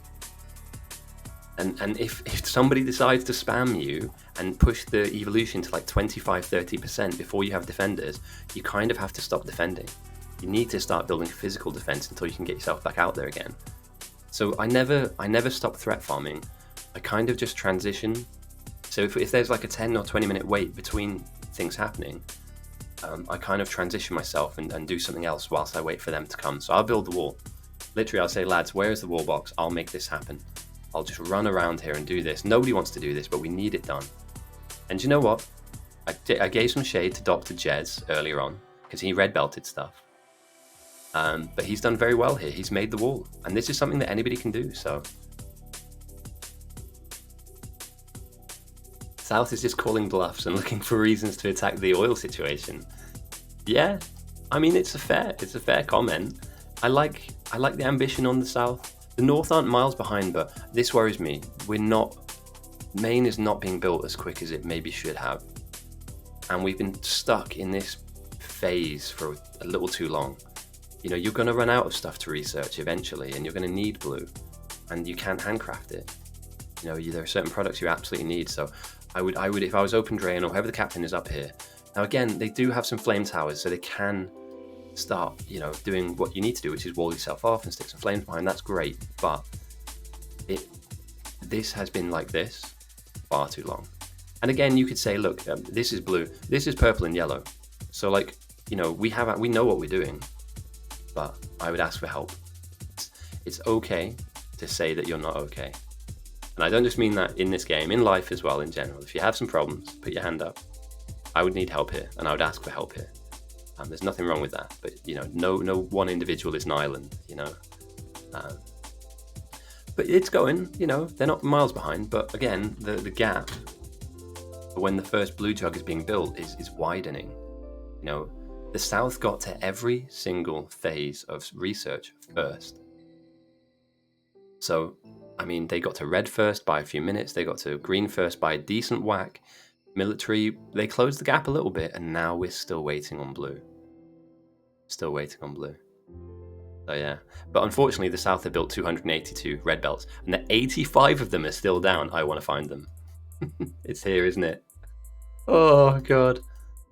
Rock and stone, everyone. Rock and stone. You could just pick up that box and just hand feed the fucking smelters. Like, oh, you know what? He's probably a new player. We're not going to point out. We're not going to point it out. We're just going to say, well done, mate. You tried your best. Tried your best, and that's the best that you can try and do. So yeah, we're now waiting for purple to kick in. Bots will be flying around very soon for the South, which you obviously need if you want to start kind of blueprinting stuff down. And bots is a great phase of the game. It's one of my favorite parts because you don't necessarily get lazy, but he made it go quick, and because it goes quick, it must be better. Yeah. Oh god. Although we're missing something here, aren't we? Steel?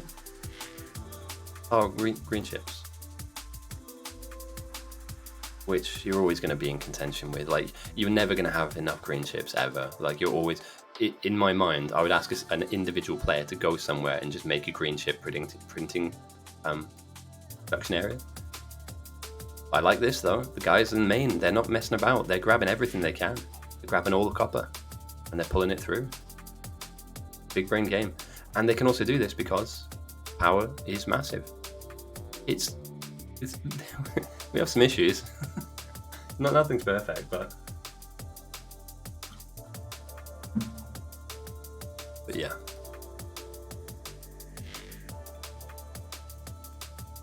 Okay, we've got slight disagreement on how to do steel.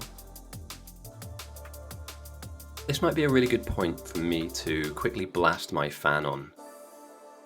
Yeah, I think this is a really good game. I'm going to go, not AFK, I'm going to turn my mic off for a minute whilst I turn on my fan.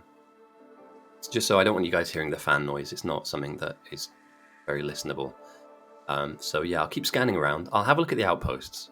I'll do a 1 minute silent outpost scan whilst I turn my fan on and cool my room down. So I'll be back. If you need to take a break, feel free. These are long, by the way, guys. And I don't know what it's like by you, but it's very warm here at the moment. So try and keep yourself cool. Try and keep yourself hydrated. And yeah, I'll be back in a minute.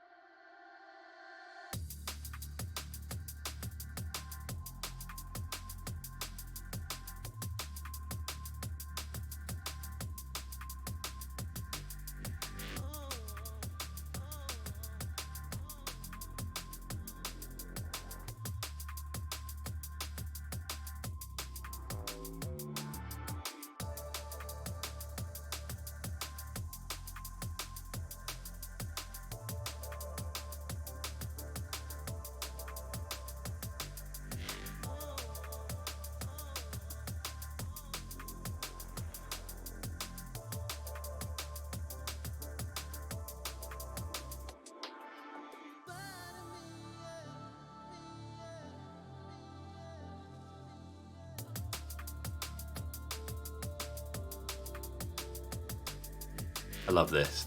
I love sushi smelting. This is awesome. I didn't spot this initially, but they're managing to take what you could effectively call garbage, trash spots on the map, which are very hard to make the most of. And they're managing somehow split, refine, and then turn it into green chips. I got time for that. There's also a lot of robots in this outpost. A lot of robots for this early part of the game, so... Hello, dog. How are you? Who's a good boy? Who's a good boy? Need some water. Oh, treats. Pretty tired, aren't you, mate? Who's a good? Back in a sec, guys. I just want to see if my dog's water bowl is empty. He's normally asleep at this point, so I'm just going to check on him real quick.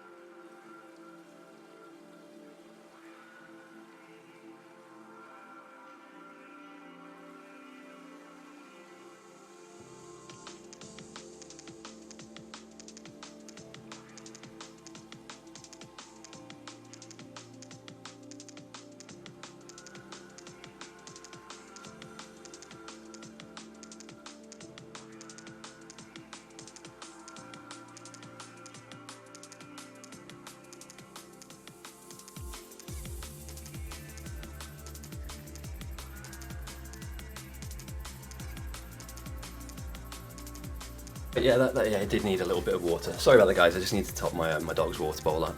So, sorry, we've been frozen on one part of the map. But yeah, we've got robots in this outpost. Let's take a look at the research. Let's do a quick summary, because Alright, ooh, look at that. That's an egregious amount of research that the south are ahead. Lasers, laser turrets, trains, bots. And bot speed as well. Are they still... No, that's the wrong one.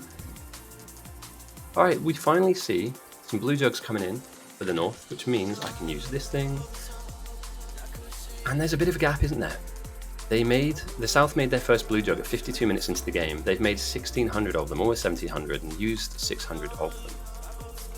The North have only made 58, and none of them have touched the labs. In fact, this blue jug here is the very first one they've made, and that was at 1 hour and 12. So the South are comfortably ahead in this mid-game. So in terms of winners and losers, Act 1, early game, it's kind of close, you know, it's kind of close, but I'd give it to South. The South have won Act 1. Act 2, the military and blue signs, 100%, you know, they were close to begin with, and it took a long time for blue to come aligned for the north, and they are behind in the research, which we just saw. They're still researching advanced oil. That's been locked in on the south a long time ago. You know, they still need to get their engines and robots, so, you know, where can the south take this? They are in the lead by far. You know, they're going to start these long smelting lines of effectively mixed builds. So with this, simple items come in at the top. They get turned into complex items. They get turned into advanced items. Off the back of this, we can start creating items that make our rocket, which gets us the most bang for our buck when it comes to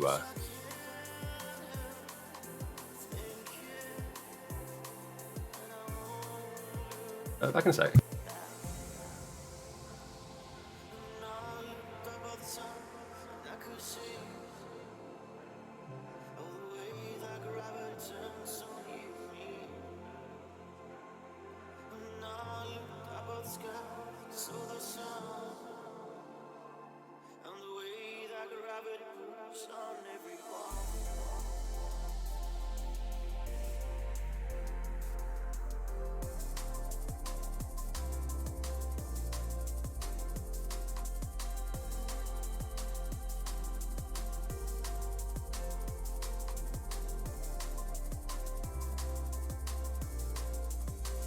Okay, sorry, someone's knocking at my door. This has been a bit of a disjointed couple of minutes, so I'll try and lock back into what we're doing. Defense has gone down on the south. Flamer turrets, as well as light oil, which does a lot more damage. The wall is there, and it's thick enough for now, and they're at minus 9,000 threat farm, which is fantastic. That's what you want to see. We see the beginnings of these mixed builds. In main as well, which is a really good look. Sometimes you need to make these in outposts, like out here. Which we can see the beginnings of. So we've got some filters for LDS, once it's been researched. We're making a large amount of red chips and our prod ones.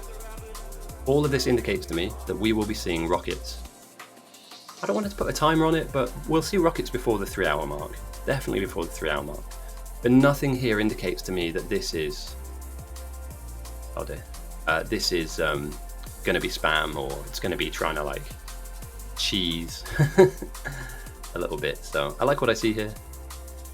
And on the north, because they're behind in terms of research, they can still build these stacks, but they can't turn them on. So you can see here now we've got rows and rows and rows of smelting, and this will be once they have the relevant research, this will be where we get our end game stuff being made. But yeah, we are flying on the south.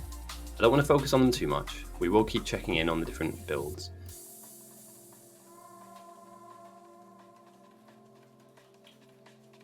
This base has done a really good job in helping with the research. Like, so we've got a little bit of research going on up here and a little bit down here. The labs aren't that big as well. If you think about it, they're 4 deep. 4 by 8. Whereas this is 1, 2, 3, 4, 5, 6, 7 by 1, 2. 15, 8 by 15. That's huge when it comes to research. Again, you need to build enough jugs to fill it, but you know, no wonder that the South are flying. I mean, they are absolutely taking the lead here. They've built a decent amount of flamer towers, and we do see them going down as well. So they are actively defending themselves too. And they're building a decent-sized wall. I mean, this is a large front line, but the base needs to be defended. I don't know why we're deconning this stuff, but I'm sure that somebody will have a plan for this.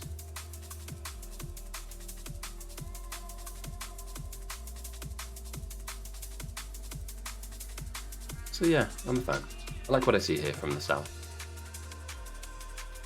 They can still lose this, by the way. I'm saying this as if it's like, oh, GG's, we'll just pack it up and go home. They can definitely still lose this. It's now about transitioning to the end game sciences, your purple and your yellow. And that's not an easy thing to do.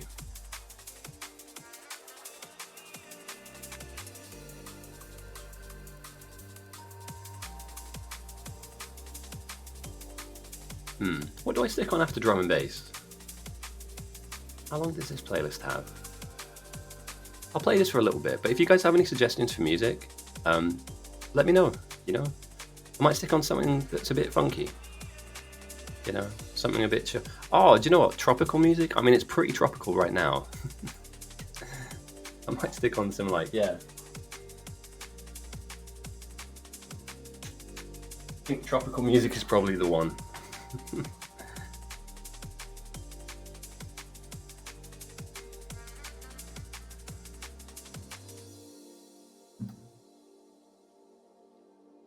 Power's not really been a problem, has it? And the thing as well that we have to kind of take note of is the South have been consistently 17 to 18 players the entire game. They've just been the same group the whole way through. The North have bounced up to 21, 22, I think was the highest number they had, maybe 23.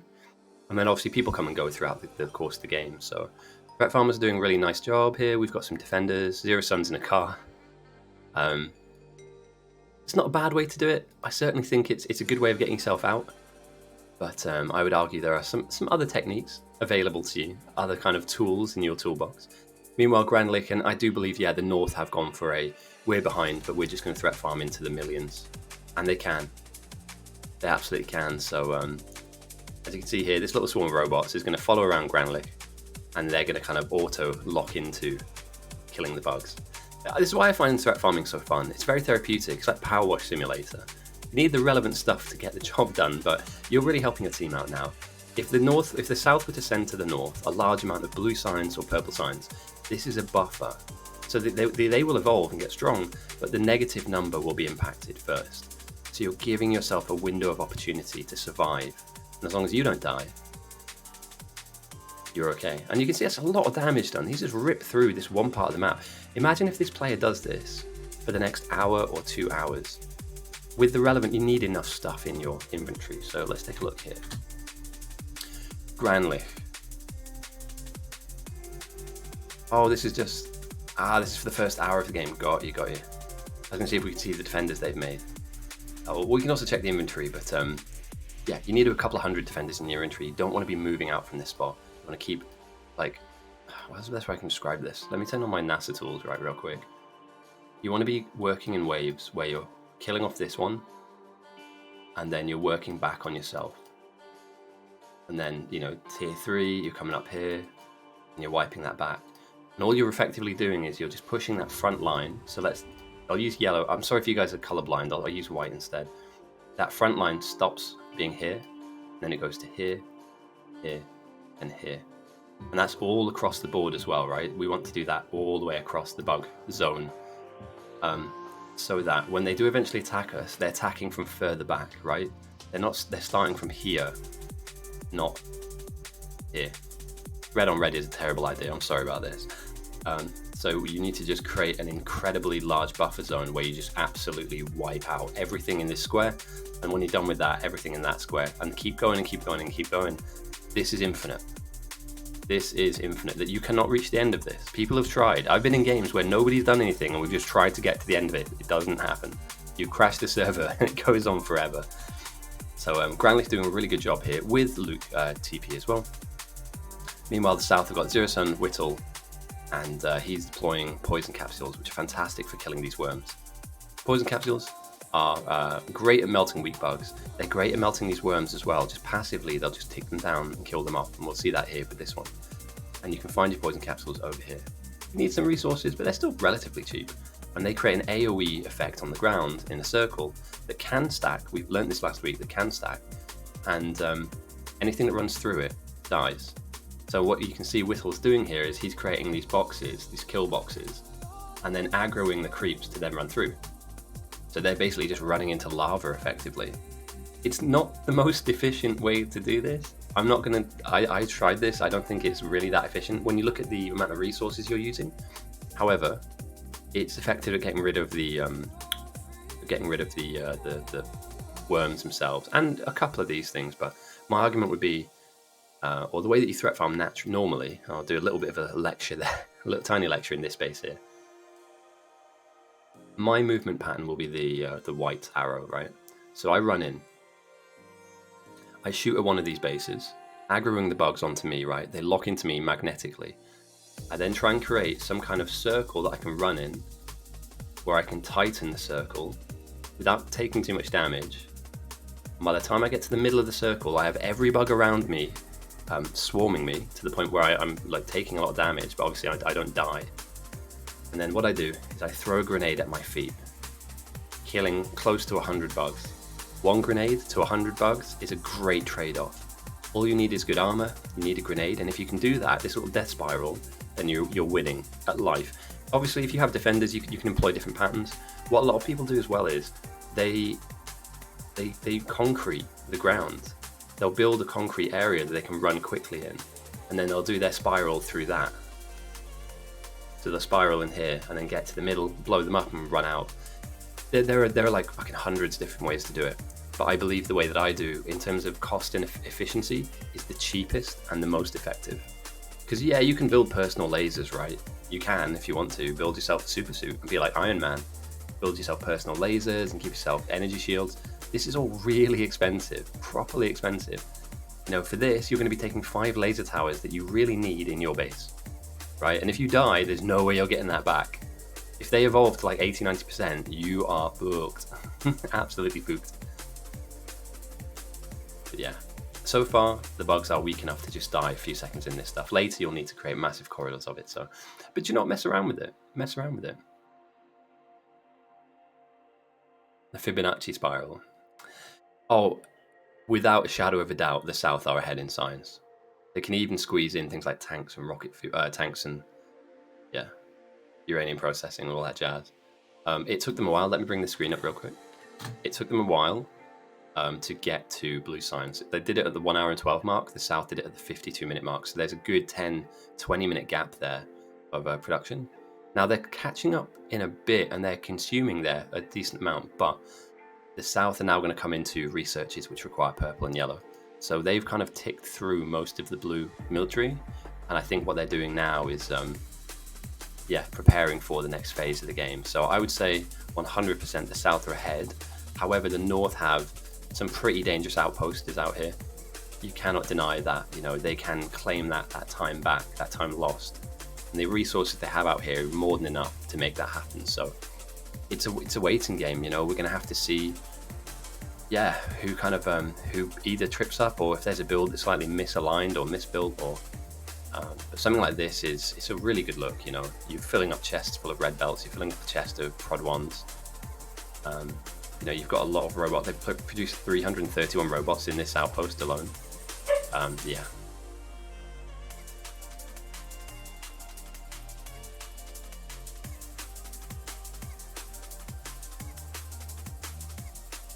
There we go, banned. Sorry, mate, I don't need to do that.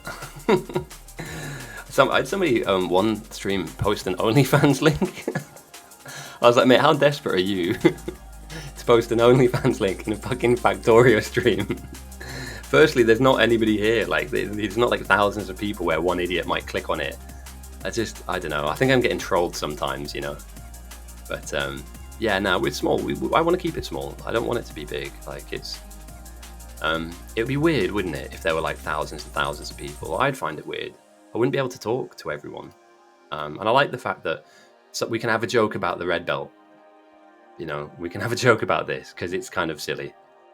I'd hate to miss somebody out, you know, and like chat be flying. That would be difficult. And I don't think it would be the same experience. I don't think it would be the same stream. So Unless the pot noodle overlords want to buy me out. I don't mind. It could just be a bot, you know. You never know. People just set stuff up automatically, but I like where we're at, definitely. And I'd hate to lose the personal touch where somebody can tell me to turn the music up or down, or we can do a prediction and we can talk about the game. If there were thousands of people in chat, I'd lose that. And I'd also have to like start getting sponsors and stuff, and I really don't want to take it there. I kind of just like this little corner of the internet that we've got where we just play a really cool little game mode and we just talk amongst ourselves about who's going to win and lose and stuff. I like that. That's the reason I keep coming back and keep streaming, is because the community's great. What? Hello? Take a minute, everybody, and let's see. Does anybody want to? Anybody at all? Any admin here to check who griefed steel? Steel furnaces.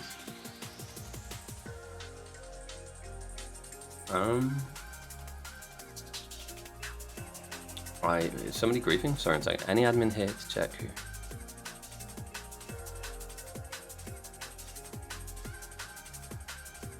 Why have they? Okay, two things real quick, right? Is somebody griefing the? Who last touched this? Soldier wouldn't have done this. This.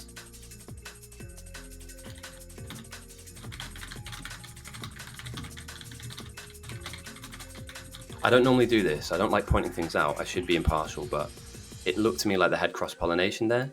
And what will happen? Oh no, they fixed it. Never mind, they fixed it.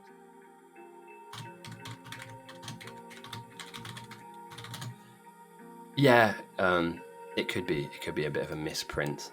Obviously, what would happen here is that the little light ore that are in this would shoot, and then heavy ore is not the same. It's not as good.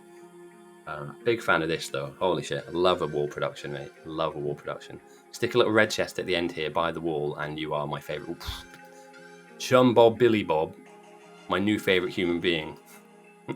Bots don't give a fuck, mate.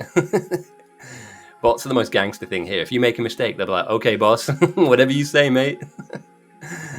Yeah, they don't care. Okay, I like this. We're closing in on what looks to me like a really solid ending of the mid-game. So, yeah, we're transitioning to these large pillar-type structures. The outposts are moving forward. How are we doing in main, by the way? Purple. This right-hand build here, it will be purple. This left-hand bit here will be yellow. So the north outpost have ambitions to get there too. And we can see somebody is building a structure, ghosting one of these large pillars down onto the ground, so the bots will eventually be able to copy and paste this. The reason why you build pillars, like we can see here, is it's just easier. It's more compact, we don't waste space. And as long as the build isn't messed up in terms of everything is placed correctly, it should, at the bottom of these stacks, spit out items that we need, like yellow belts. What? Is it the heat? It's not the heat, is it? My eyes are.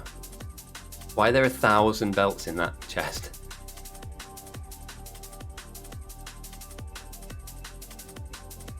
I am full of questions right now. I need to I need to have a cold drink. Give me a second.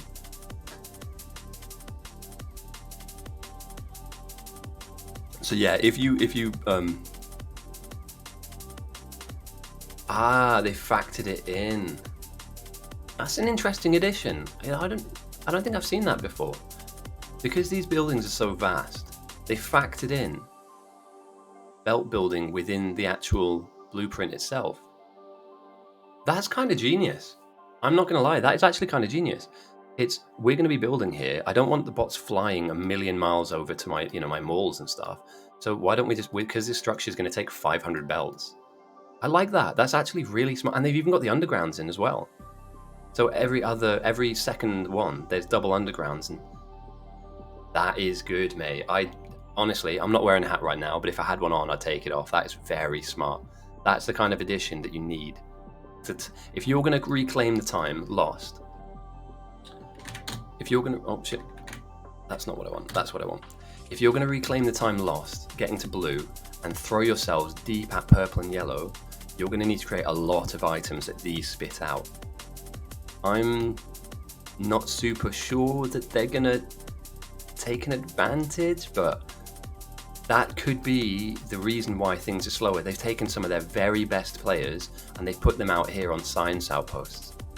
These will be science and rocket. This is like old school biter battles where the base does everything. Sorry, the outpost does everything, and the main base just tries to keep up. But yeah, I don't know, man. If they can get there, I'm very impressed. They've done well so far, and they're chesting a decent amount of red chips. Research is still slow though. Let's take a look at science right now.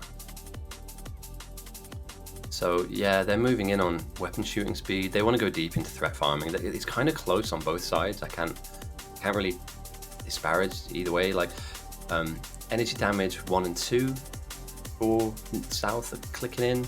More follower count, which means more defenders, which means that threat farm will really plunge into the minus like 50 to 100,000. Nuclear power, I like it. Refined flammables, you're going to need it, man. Those flame turrets are very useful, very useful. And we're mass deconning stuff. Okay. So yeah, hopefully in time somebody will take the time to come out here, place robopores, or just generally stick this stuff down because you need it. And there are some walls on the edges that probably need thickening as well. So expanding a roboport network to the edge of your base is very important for this endgame phase. You don't want a robot necessarily flying all over the place to get its resources to where it needs to be. If you can build it first, it means it just has to be replaced because you still need stuff being built in main base, right? You don't have a ton of bots, so yeah. This is, I don't know why we're deconning this. That's interesting. Like, I don't know what the point of that is. Power continues to be made. I still like to see that. We haven't had, this has been interesting. Neither side this game. Oh, there we go. Found it. Power is bouncing. And oh, come on, boys. What is going on? Why are we letting the new players build power, man? No, sorry. New players can build power. There's nothing wrong with that. But a depowered, powered inserter to power your power, and I know I've said power far too many times in that sentence, but it's true, will give you less power because they need more power to be powered up to give your power the full power that it needs. Oh, my brain. The heat is absolutely frying me. And you still have space for more coal to come through. There shouldn't be an issue. Carl is a bit angry. A German who likes efficiency? I've never heard of it. Never in a million years. Oh, we're starting to box up blue and... oh, beautiful. We're starting to box up LDS as well. So, yeah, this outpost is looking really solid. Very good question. I am still unsure about the function of this outpost. So they've got some mixes that they want to build, but I don't see anybody really pushing for nuke. Which is weird because, like, it's really close by, right? Oh no, here we go. The man, the myth, the legend, Amelek. And Ling has a laser outpost set up. I've slightly missed this because it's at the bottom of this larger kind of base. So yeah, so this is our defensive base. They've created 218, 219. This is really ticking in nicely. A lot of lasers, and you're going to need them, and you're going to need their upgrades as well, right? Nuclear's being researched, and this is a great spot to stick a nuke, right? Deep into the map, far away from the bugs, like down here where this forest is. Yeah, great player, Melek. Obviously, you need to turn these spicy green rocks into the dark and light green rocks, then power up your nuclear build, but I like what I see here. Everything is just... what's the word I'm looking for here? Everything is just very synergized on the south. I'm going to ask some of the players afterwards what communication was like, but when you get games like this, communication is really strong. The captain's constantly checking in on their players, asking questions, you know, hey guys, how long till you X, Y, and Z? You know, how long till lasers are made, or how long do you think till rocket? Talking to the threat farmers, what do you need from me? What research can I give to you? What's this? What are we belting to the front line? This makes me nervous. Hopefully it's walls. Is it walls? It is. Oh, thank God for that. I panicked there for a second. I was like, why are we belting stuff to the front line? Oh, right. The proper mixed build goes down. Again, this will provide you endgame. 149? No way. Not a chance. They need to research the silo, right? So yeah, we're not seeing a rocket that early. It's been a good game. It has been a good game, and you know, you can only commend. It's not about throwing shade on the north being behind. It's commending the speed of the south, right? Everything has just worked in a very synergized way. Everything is linked up and synced up, and it's impressive to see when it works like this.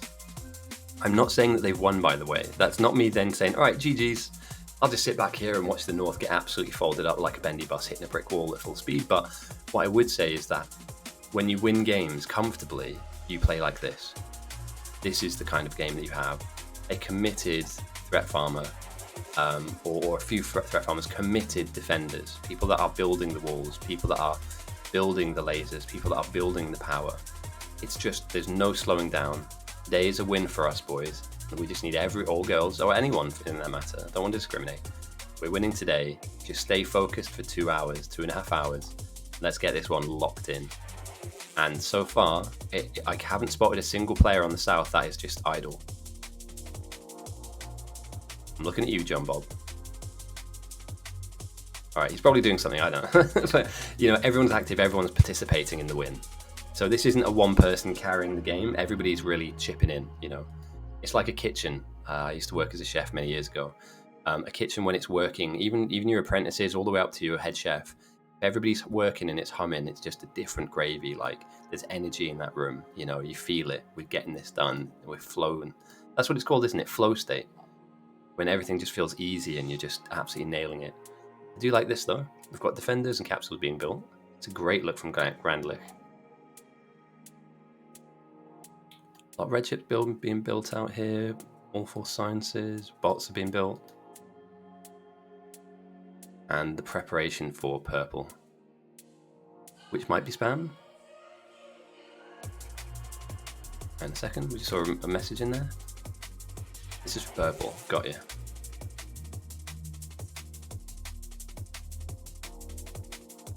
What's interesting is Carl's been playing main base this game, and actually he's typically an outposter, so maybe like Carl's kind of led the way. Not led the way in that sense, but like led the way in terms of like keeping things going and keeping things fed up. That's not going to work there, Big Chief. Yeah, that's not. You're going to be sending your red chips to the wall. Do we tell him? Nah, we don't tell him. They'll spot it. They're that good, but this is what's the word I'm looking for? Unfortunate. So if they don't win, it's all Carl's fault this time, and that's right. Alright, I'm going to really quickly turn my fan on. Whilst I do that, I'm going to turn my mic off, so I'll keep scanning around. There's also some players out here I want to see what they've been getting up to. But for like the next minute, 60 seconds, I'm just going to try and cool my room down a little bit. It's still really hot here in the UK. I don't want to complain or anything, but it genuinely is really fucking hot. So yeah, I'll be off mic for about a minute, and I'll be back very soon.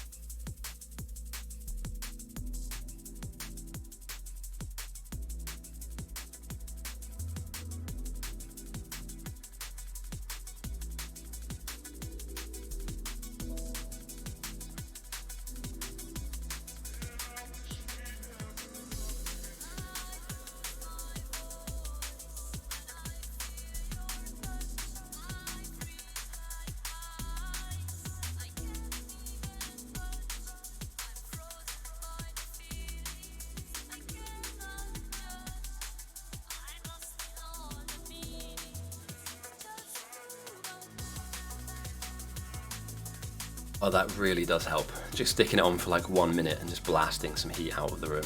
So laser research is, the damage is kicking in now. It's now just a matter of waiting. Some of this research takes a very long period of time, especially the rocket silo research. So,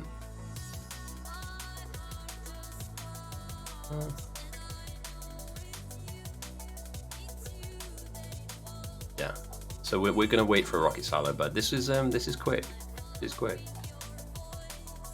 Trying to see if there's any extra nuanced things that Claw's doing as well. Lasers are great, and they've made close to, like, what's it, 400 now?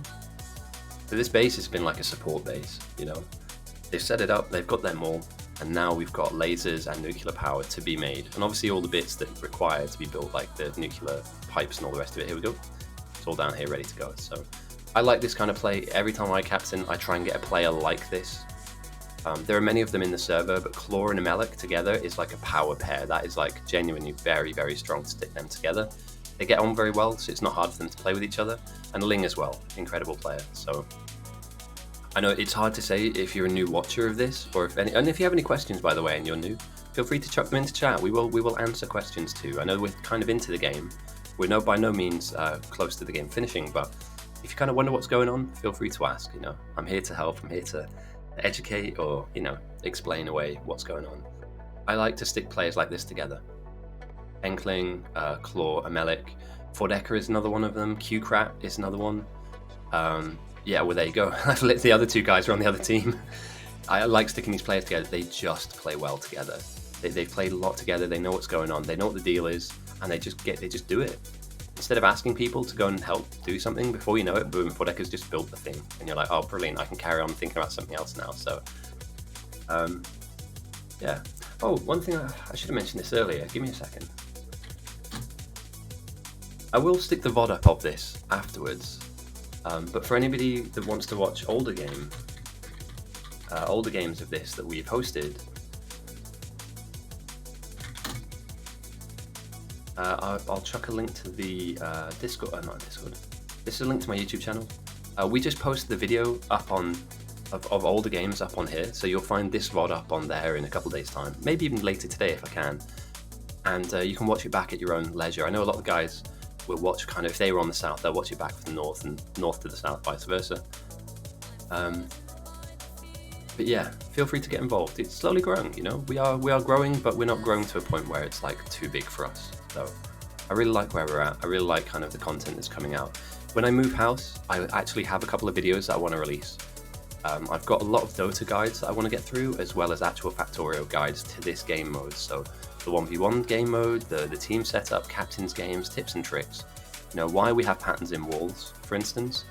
I've got videos for that to be produced. I'm moving house very soon, and that's taking up all of my time at the moment. And when I moved in, yeah, I cannot wait, mate. I cannot wait. I'm properly chuffed. I'm buzzing, absolutely buzzing to be out of this place.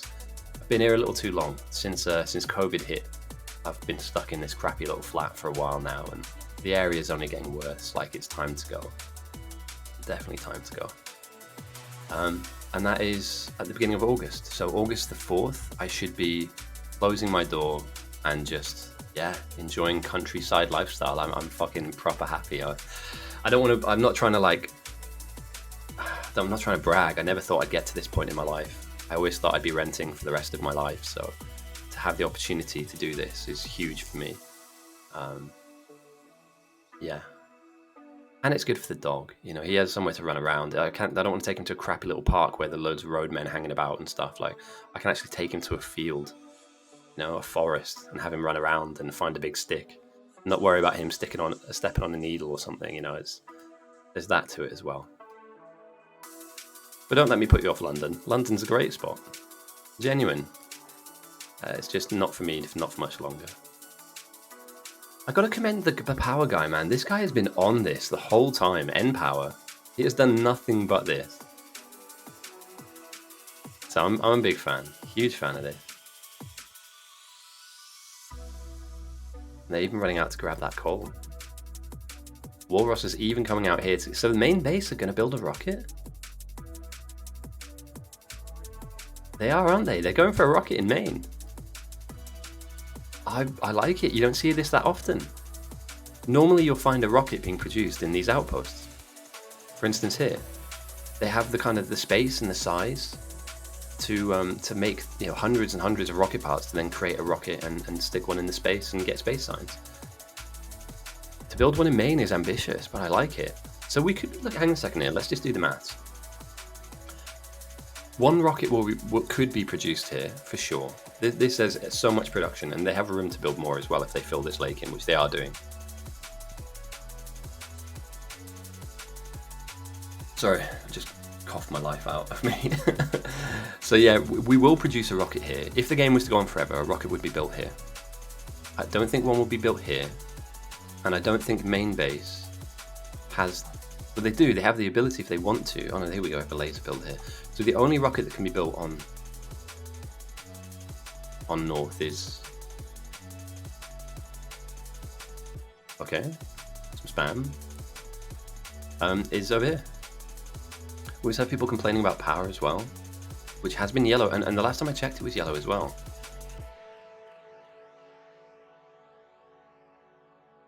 I mean, it's been worked on, but I mean, this is a lot more impressive. I'm going to be honest, like, I want players that do this in my game. Although we're starting to kind of see there might be some issues at the bottom end of these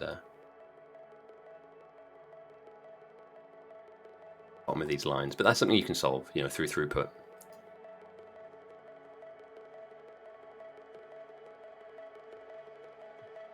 Didn't notice this. What exactly is this base providing other than engines?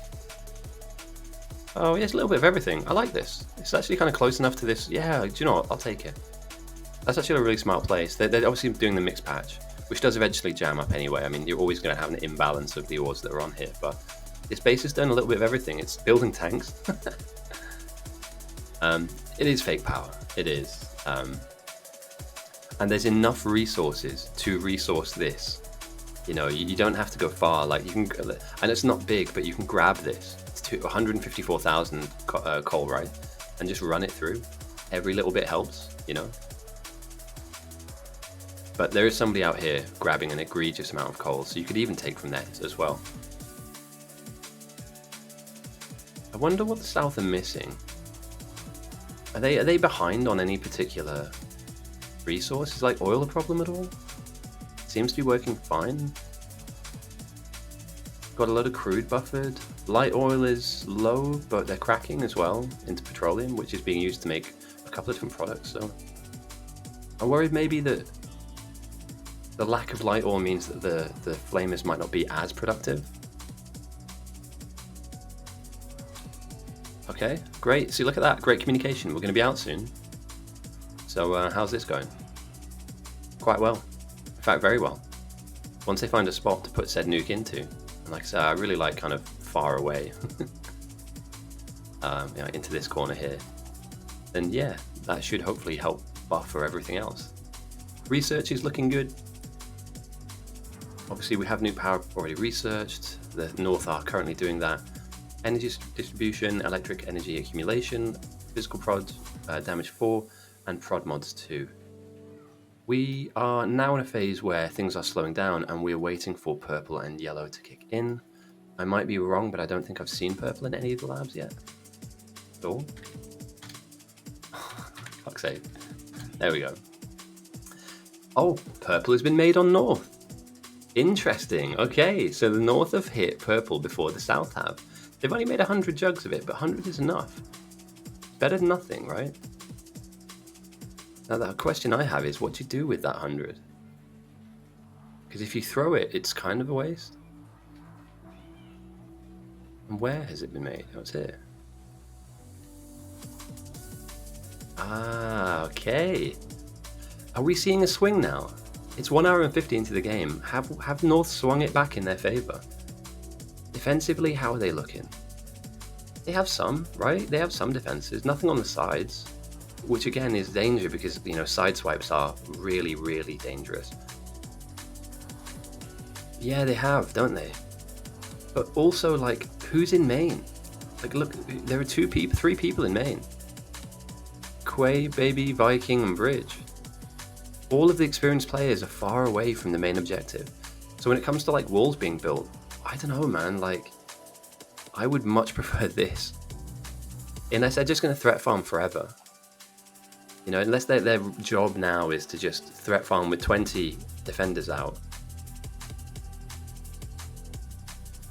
I'm starting to come around to it, mate. They've weathered the storm, you know. They do have a rocket outpost as well, and this can definitely build a rocket as well. So they might have two. But that purple timing is really dangerous. Like the South got to such a good position here. But are they about to be overtaken? You know, are they about to basically, have they slipped up a little bit here? Because it's great having all the LDS in the world. But you do eventually need to turn your yellow and purple signs on at some point. Unless it's going to be done out here, but I doubt it. I might be wrong, but I think that the South are kind of fucking up a little bit. Because even in North's main base, and this has been down for a while, they've had this down as a build, right? They haven't turned it on, but they've had it down. And all I'd ask a new player to do is, hey, follow me. We're going to put red and green on a belt and bring it down here. We're going to bring all the relevant stuff up here. And some purple is coming out and going to labs.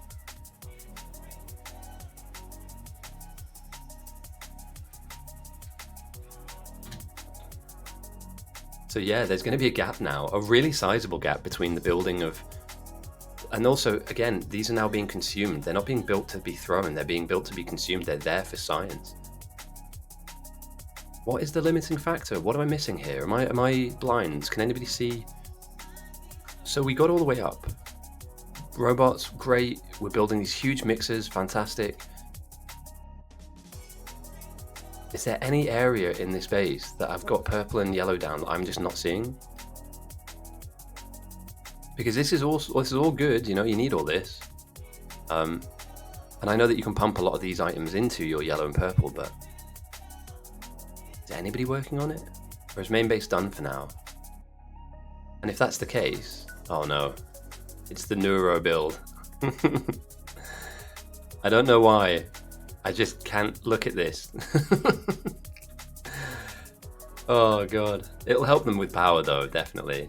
But this is, I deem this, it's just being built, got you. Because I'd be scared, man. You're doing all of the right things, right? Genuinely, they're doing all of the right things. And that one particular thing is, or that timing mistake or misstep is going to cost them a bit, I think.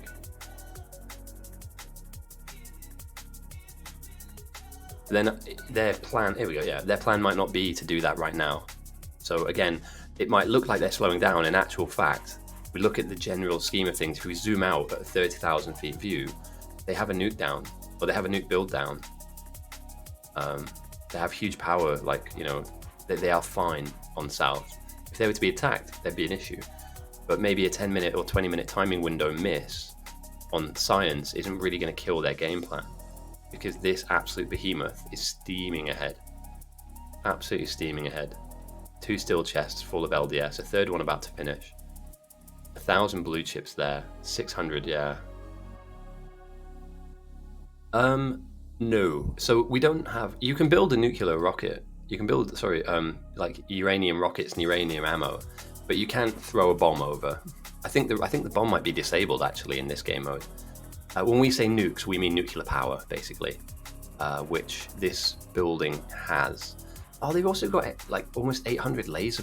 Yeah, Jesus. The North are ahead, but there are some things they're missing.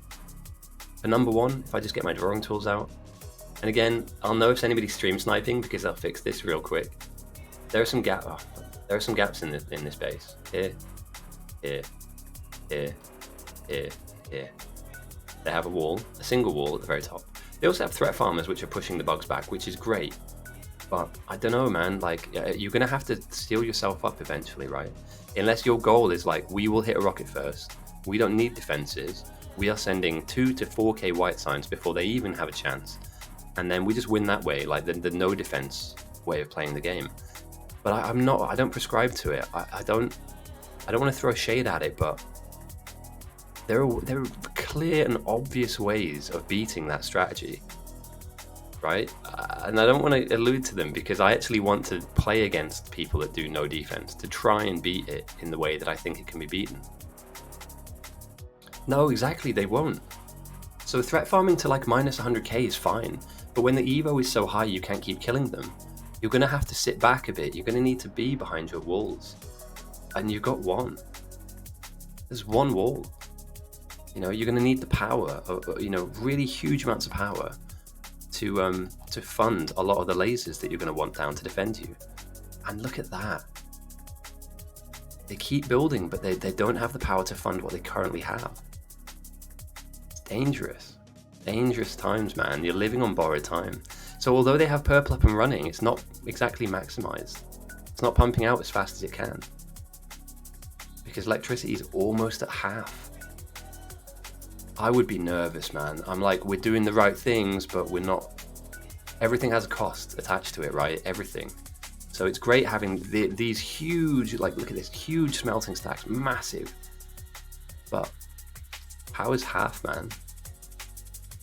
Like, somebody please fix it. Or you yourself, go ahead and fix that. So the North have got ambitious plans, but they don't have the power to fund it and fuel it. And, you know, this guy here has really helped his team. I know that some of these are blinking and that you could definitely kind of maybe convert some stuff into solid fuel, but I'm happy with this, man. I'm saying good job to this guy. Congrats, man. You got us over the line, and we're about to hit nuke. So you did your bit, you did your job, and you did it well. Still no purple though, elusively. It still hasn't hit the labs. N power is no power. That's actually a name of it's the name of a power supplier in the UK is N Power, or was. I don't know if they exist anymore. Oh, it's so hot. All right. I'm gonna turn my. It's really fucking hot at the moment. I'm gonna turn my fan on really quickly. I'm going to keep scanning around, but just for about 60 seconds, I need to just blast some cold air into this room because I am absolutely hanging out. I'm physically sweating at the moment. So, yeah, I'm going to come off mic. I'll scan around for 60 seconds. So, back in 60.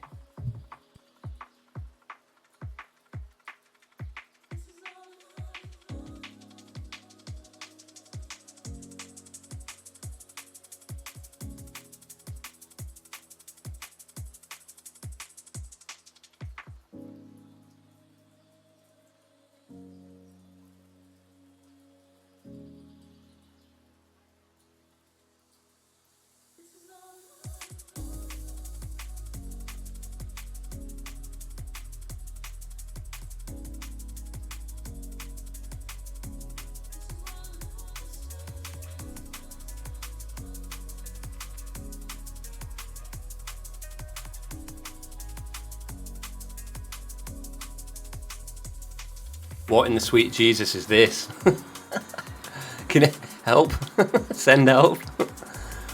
What the fuck? So I'll turn my fan off. I just noticed that. What is that? Has anybody seen that before? We need a pipe. Yes.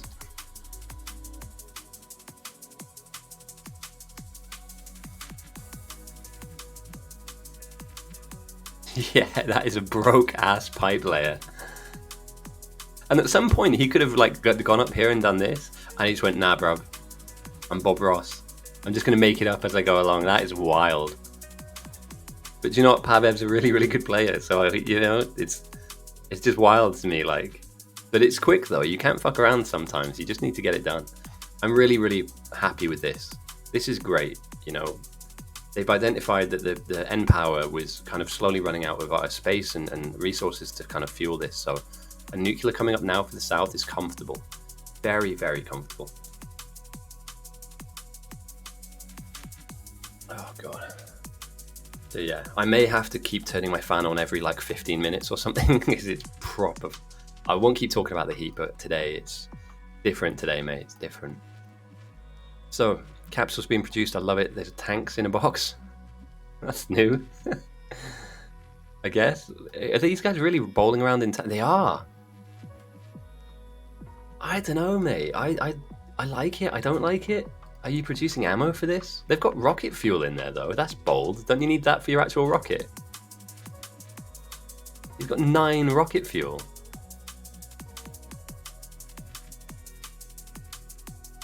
Yeah, they've just paved over it, haven't they? I mean, not even like a couple of miners. You know, just a couple here. Although they do have laser production, which is good. 160 in a box, but if we look kind of at the other laser builder, right? Like 1,000. You could take 1,000 lasers right now and just go, hey, main guys, I know that obviously we haven't got nuke power yet, so let's not put this down, but here's a red chest somewhere in the middle of your base, like by your wall. Whenever you're ready, put the blueprint in. Job's a good one.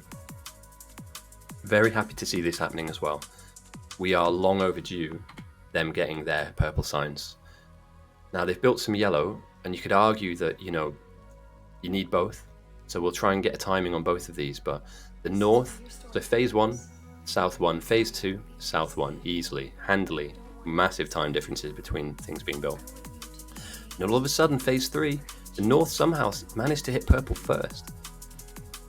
Again, the south, being quite strong this game, have hit yellow first as well. Only 108 built, but that yellow can flood into labs, and you can start having access to some of the deeper technology, and here we go. There's some yellow in some labs. Let's take a look at what they're researching. The teamwork is strong, man. The teamwork is very, very strong on the south. I'm really impressed with what I see. The north are not making huge mistakes, right? There's not, I think, anything massively terrible going on here. But they've been low power for a long time. Half power. And that's because this main base is connected to this, which has some power, but not enough to kind of fund itself. And this behemoth of a building. And like, yeah, one of these chests has 1,200 belts in it. I don't know, boys. I'd get rid of them. But yeah, we're working towards the end game here. Well, not necessarily the end of the game, but the end game. And I'd say it's like 60-40, maybe 75. Nah, it can't be that close though. If I was to, all right, let's take a summary of what's going on here. The north and south both have lasers. The south have almost 1,000. South wins that battle because the north have about 150, 200 lasers. The north have power problems. The south have a nuke and it's been turning on and turned on. South wins that one for sure, and will continue to win because this will get built bigger and there'll be more nukes turned on, and so we will have enough power to fuel and fund the defenses. South and north both have threat farmers and they're both doing a very good job. So it's kind of an even game in that respect, and the evolution is the same roughly, so it's an even game there. The south are ahead in my mind in terms of their outpost because this has been switched on and functional longer, but it's a marginal win. It's not a huge win, it's a marginal win. And the north managed to get to purple signs first, the south got to yellow first. So whoever then completes that cycle in terms of whoever completes the purple for south or yellow for north will then find out whether or not they can produce a lot of it and if they're in the lead or not. At the moment, the south have a lot more advantages than the north. They have a wall, they have a patterned wall as well. They have flamers going along all across that wall, and the wall is sealed, right? I'm right in saying that it's sealed. Yep, sealed on the right, and this needs work. But for this wall to get hit, the nuke would get touched, and that would cause panic alarm for every single player on the south to react to it. So, yeah, slight worry about this area, but they have roboports down and they have blueprints. So I'm sure that the bots, once they're done building all of the blueprints out here, I'm almost sure that they'll shore that up. I'm saying short far too much in the same sentence. So 5 sciences out of the 6, with the difference being yellow on the south and purple for the north. The researches will be different in that respect now. So we're going mining prod 2, energy weapon damage, so we're upgrading lasers, power armor, okay, that's different, power armor. RCUs you need done, stronger explosives are fine for threat farmers, strong explosives 3 is absolutely fine for threat farmers. I'd work on robot speed first, I'd go RCUs then robot speed because that just helps everybody on your map, but it doesn't really matter if it's going to take a while for purple to turn on. And yeah, none of these buildings have produced just yet.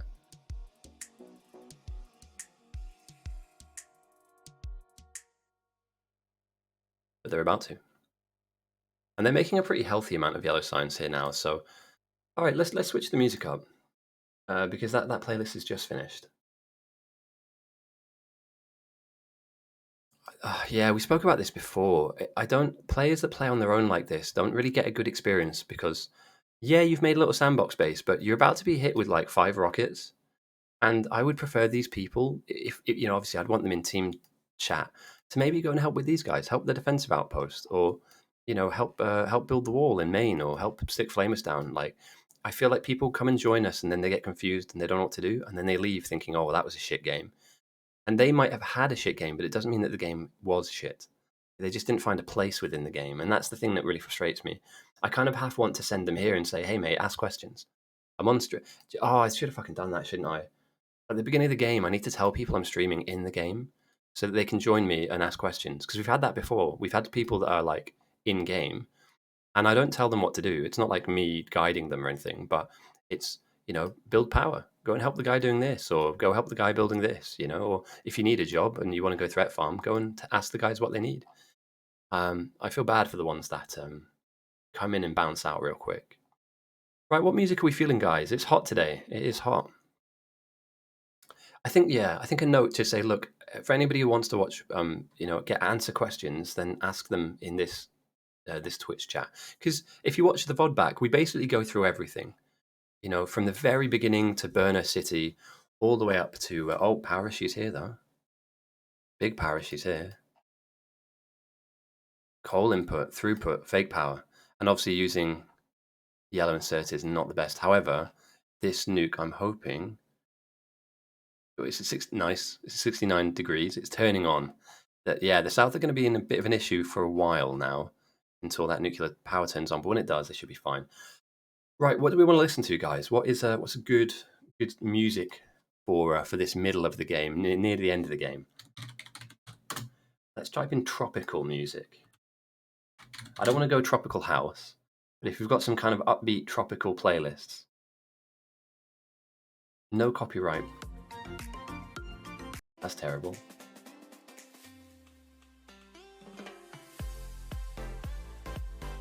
I'll turn it down a wee bit. There we go. All playlists are built differently, so if that's too loud, just let me know. Also, if it's fine, please let me know as well, because I do worry that sometimes I put a new playlist on and it's terrible. And there it is, purple and yellow. And they got there first. And although there's about half an hour gap between purple being produced on the north to the south, the north are yet to build yellow. So I would argue that's the race won there on the south. They won phase 1, these first 2 sciences.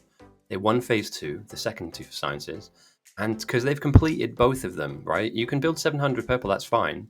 But not building yellow as well means that you're slightly behind. So all phases of research so far, I would give to the south pretty handily. So now it's all about the final tick in the box, right? This is how the game ends. Rockets go up, white science comes back, and you send enough of them, and we may see one base get folded up, and it's going to happen.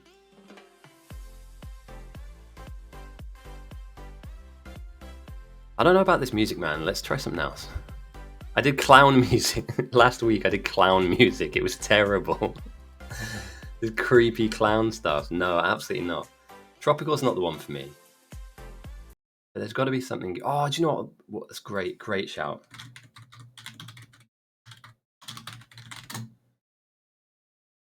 All right, let me just space that out. It's got to be a playlist, right, of this? It's so hot, I'm mistyping play. Oh my god.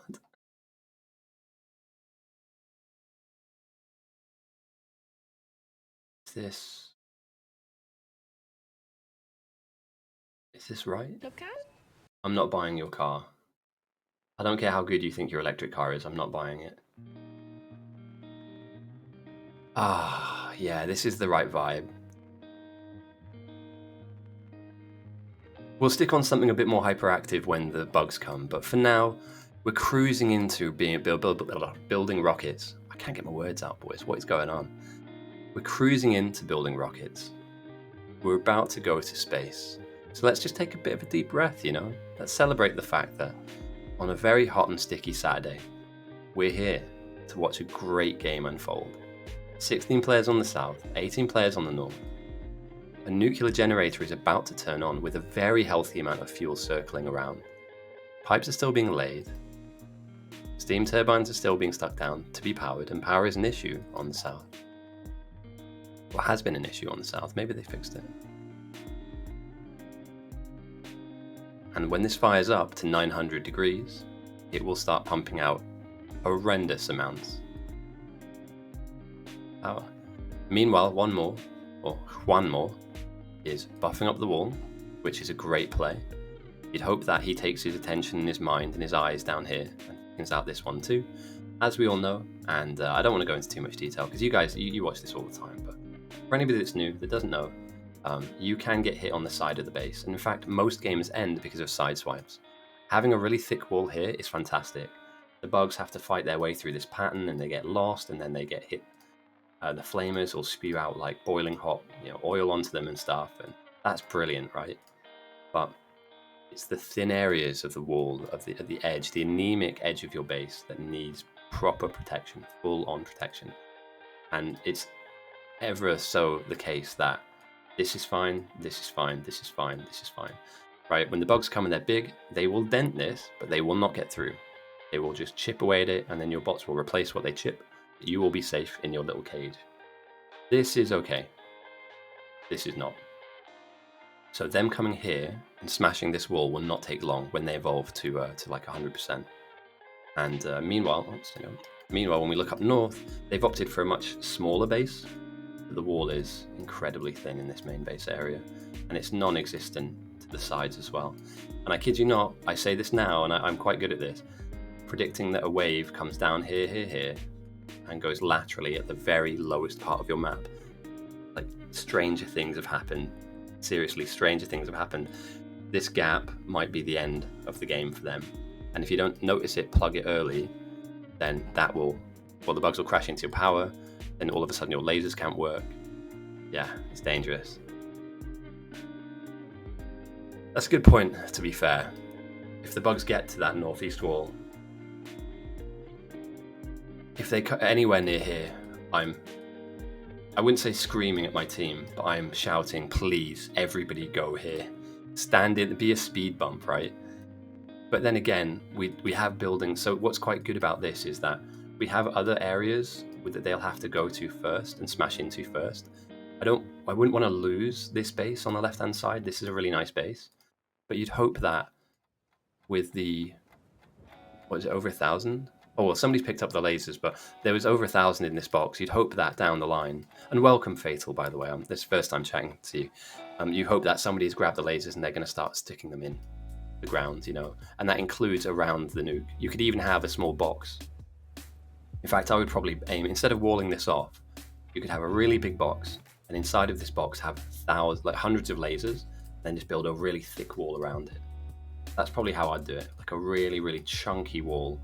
And that would be like a focal point for the bugs, right? They're going to attack this before they attack the nuke. And even if they come in here and get like halfway through, players can be there to help defend. You know what I mean? Players, let's say they get here, for instance, we can all be running and throwing capsules and all the rest of it whilst they die. So yeah, you don't necessarily need to wall it off, but oh no, a railway. Rude. Please don't put a train through our nuke. What are you doing, you mad lad?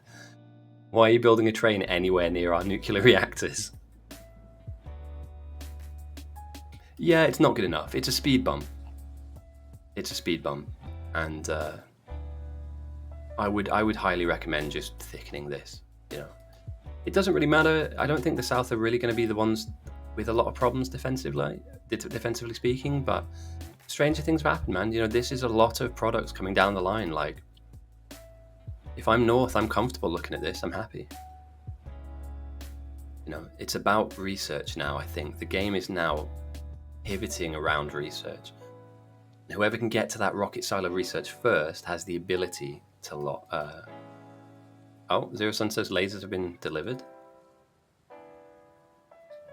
Great stuff. So main base can now have lasers put all across it. And there we go. There's the blueprint. Power's still a problem, but I'm guessing that in a few minutes, we've also slowed the game down a tiny amount. So yeah, give it time. This thing will tick up. It's at 200 degrees now. I believe it turns on at, is it 750 or 780 or something? I might be wrong about that. It is boiling hot here, so my brain isn't necessarily working as best it can. Open drain goes down. RIP. Breeder Cram spectated and then left. That's a shame. But we do have a defensive base out here. We have enough walls built. There's over 7,000. And the lasers have decent upgrades on them as well. Let's see if I can find some of the South's lasers. They're not upgraded damage-wise, but I think I saw speed upgrades for them. So, what we'd need to do here is to hopefully lock in the damage that they can do. And here we go. There's damage 3, and down the line probably damage 4, which the North have. Let's check in on the team stats real quick. I like deferring to this every now and again because we still don't have yellow from the North. We do have a lot of purple being built, because that's being built through multiple outposts. And 650 yellow. So main should be backed up, right? Wait, where am I? Yeah, main's really backed up. That's nice. You like to see this, Every lab is working, every lab is researching. And when power kicks in and goes back up to full strength, and there could be an argument made here. Is there any leftover oil? I mean, could you turn crude into, like, fuel? There's a recipe for that, isn't there? Yeah. Oh no, it's petroleum. I'll take a little bit of petroleum and turn it into, like, solid fuel and just feed it into here. Or stick it into here, Just top this up for now. You only need it for another 10 minutes anyway. But you don't want to slow your research down. Because that is a problem. Wiggly walls are also a problem. Oh dear. If it's a wall and it's wiggly and it's got gaps in it, I'm sorry, boys. Is it really a defense? Is there any defense for this defense? Oh my god. Wiggly walls on the left. No walls on the right. A bold choice. Yeah, people are starting to notice power now. And that's fair enough, But the nuke takes time. It takes time to build up, so give it time. And it'll get there, Man, these lasers are flying in. Another 128 just sat in a box. Oh yeah, the companion bonus as well, right? So the more of these you stick down, the more power it generates. Have they built many? I don't know where they're... Here, right? I might be wrong. I don't think I saw the main reactor building. Ah, and there it is. There it is. And you will need power for this. This goes on for a while. Rocket silo. It takes a while, guys. We're going to be waiting for, not forever, but for long enough. Handcrafting, got you. Yeah. What is this, though? Is this train saw? Why is Farood building... Yeah, that's true. It does take an absolute ton of stuff.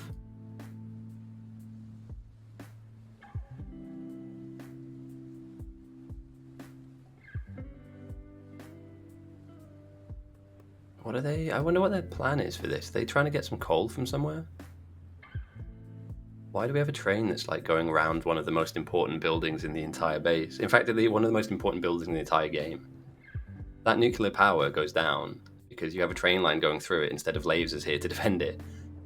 Alarm bells are ringing for me. Like, I know Farood might be a new player, but yeah, stay away from the advanced bits of kit. Because yeah, you might come unstuck. But to me, yeah, the South are well defended. They've got a patterned wall, they have a thick solid wall behind that they have lasers, and behind that they have flamers. Ah, right, okay, so they're in that phase of connecting, kind of this base and this base. And there it is, boom. The blueprint of a silo. The beginnings of our RCU production. Rocket fuel, although power is low, is on and working, so we'll see some of that come out down the line. So it's about this, which now is building. A lot quicker, in fact. The power in here is really growing, so yeah, this will be up to temp in no time. Give it a couple minutes and the base will be up and running and flying. With that said, I am going to go and get a cold drink. I don't want to make this a constant thing of this stream, but it's hot in here and there's not many ways to ventilate it. I've got windows open. I'm going to turn my fan on whilst I'm away.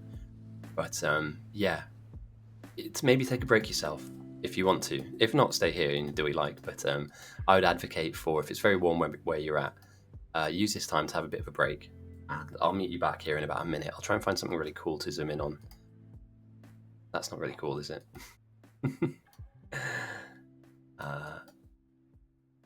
Yeah, let's watch some endgame parts being built whilst I'm gone. I'll be back in a minute. I just need to get some ice and stick it in a glass and just cool myself down. I'm properly sweating at the moment. So yeah, see you in a bit.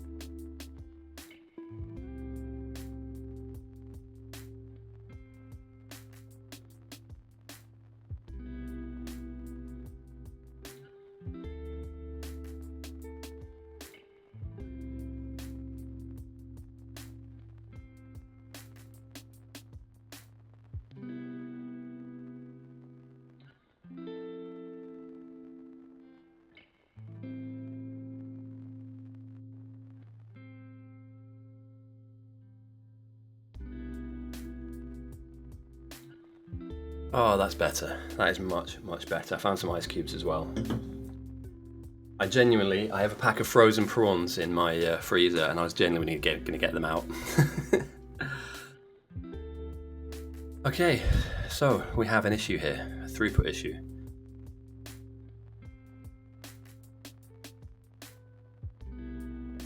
Surely underground it and then you just belt it across. Red belts. Boys, red belts. I kid you not. Okay, so some rocket fuel's coming in. A decent amount. You know, you're going to need a lot. You're going to need a lot, actually, to make your dreams come true.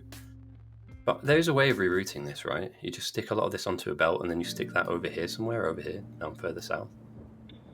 Yeah, just belt it, mate. Belt and box.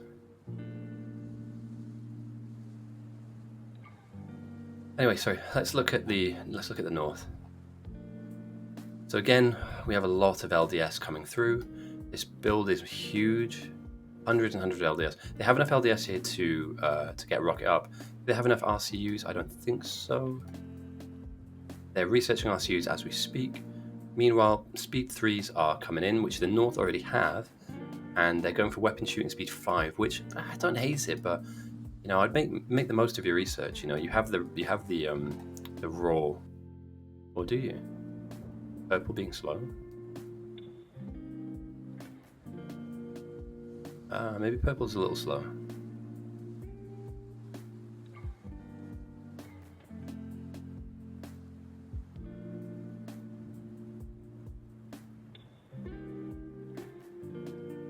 It's prod ones, isn't it? There's a chip problem. Yeah, that's fine. So yeah, I think the South will launch 2 or 3 rockets and just send, like, I know that we're at minus 113k threat, but 2 to 3 rockets, and then save and build another 2 to 3, and just send in batches. You know, I know that people, I know it's ITYTD, but the North aren't really in a position. Why are we mass deconning? Okay.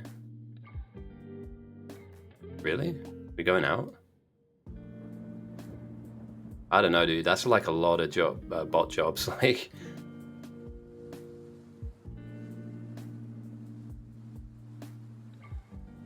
I'd be happier with that elbow in the defense. I don't think the South's defense will be tested. I might eat my words on that front, but I like the shape of the base as it is. There's no need to decon anything here. Like, keep the elbow in. You need 2 elbows on your base. There's one, there's the other. Everything else is straight lines. Here, you're going to do what exactly? Like, you know, the bugs can still come here if they do attack. If eventually you lose the race, they're still going to attack this base. They're still going to be open, wide open, in fact.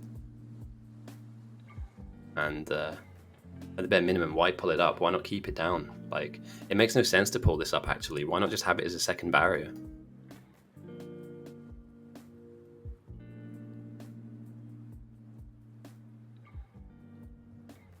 But yeah, mass blueprinting can slow things down as well, unfortunately.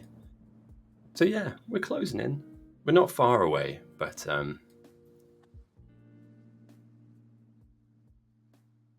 oh mate, that's so nice. I'm so glad I found some ice cubes. Tasty. What do the North need to do to win?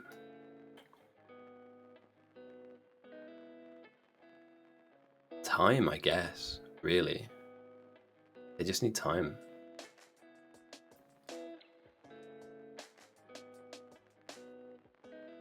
I'm really glad, like, this is nice. It's a really solid amount of fuel that will increase over time. Is power kicked back in? Yes, the nuke is up finally. The nuke finally kicked in. We have 4 reactors up and running at the moment. Yeah, 790, closing in on that 900 mark. So South won't have a problem for power for a very, very long time, if not until the end of the game.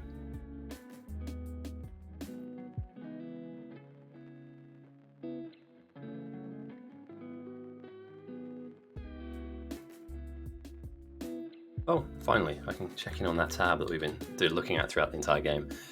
And it's a 23-minute difference in these 2 sciences combined. I would do the maths, but it's just going to hurt my head in this heat. I think they run, like, South have won this race, basically. So South won the race all the way through to hit first on everything, apart from purple. Everything else, they were massively ahead. And I think that if we're looking at trends, they probably will be the first team to... they've also produced 7,000 blue chips to the North's 4,000, which is a big deal. It really is, because you need those blue chips for endgame products. The South, I mean, look at this. The North have only produced 105 red belts. I mean, why? Like, why not build 378 and be like an absolute chad? They've killed more things up north, 46,000. But they've done less damage. I guess that's because poison capsules have come into play, right? Yeah, 21,000. Oh no, South have killed more stuff. There is a total at the bottom there. A tank has killed 665 things. When did tanks come into play, mate? Holy shit. Now here's the worrying stat for me. Although they're equal on flamers, 614 lasers, only 28 down. Meanwhile, the South have 1,783, with half of those in the ground at the moment. It's basically nothing, yeah. It's basically, like, not even impressive, right? If you don't add on a few zeros to that number, and then mass upgrade plan your entire base and every outpost, then what are you even doing?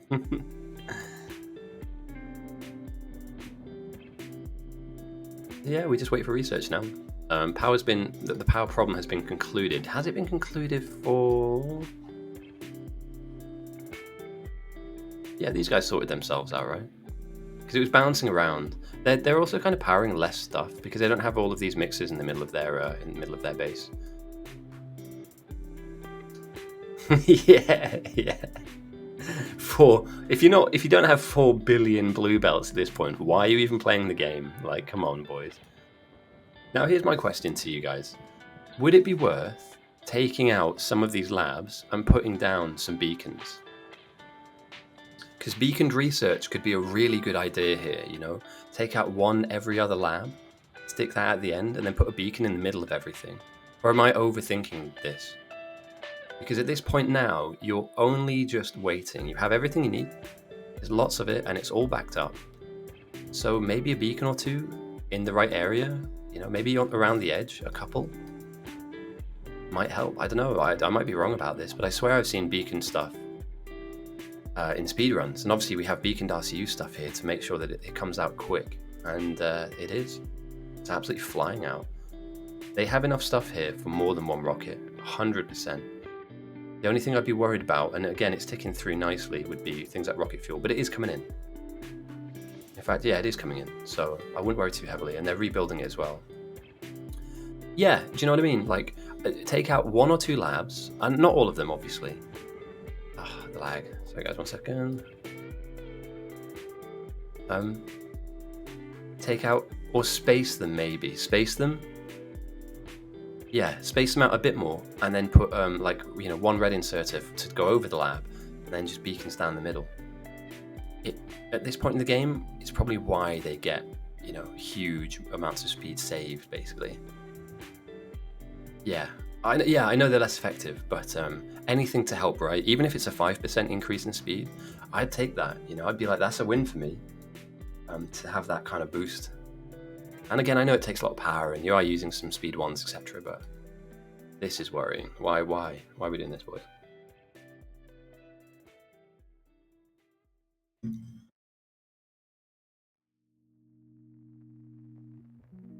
Can we drop to 9 is acceptable, man. I'm not ref, but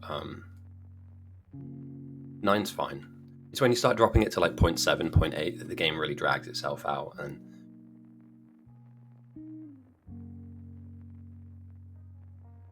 people want it at 1. I don't know about that. We're going to lose a lot of people if we do. That's the problem. You know, people play from all over the world on this Saturday Captain's game, and the last thing you want to do is have somebody kind of locked out of playing because of regions. That we've lost somebody now already.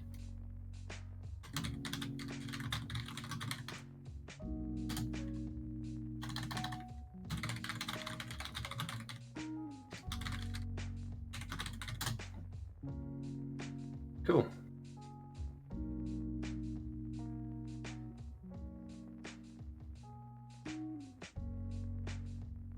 It is a bit of a slideshow at the moment, and that's unfortunate.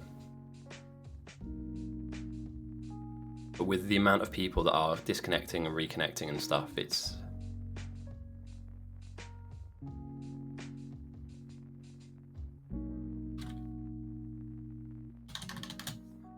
The other thing we can do is we can pause real quick to see if that helps anyone.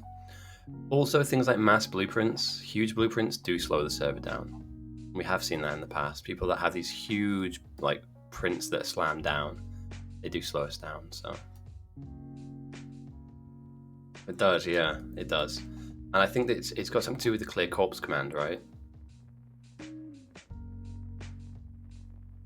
Although it'd be interesting to see if somebody like under the hood could take a look at the code and see if it's something that can be fixed. I don't know, like I'm not a programmer, but I always wonder if there's any way of recombining how the game works and seeing if we can make it.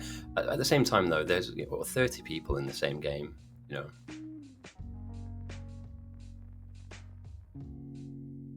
They're saying yellow power.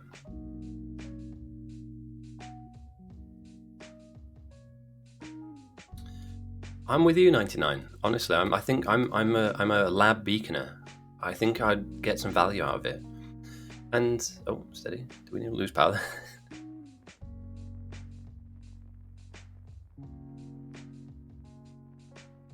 Do we have enough bots to kind of fill these blueprints in? 1600, it's not a lot.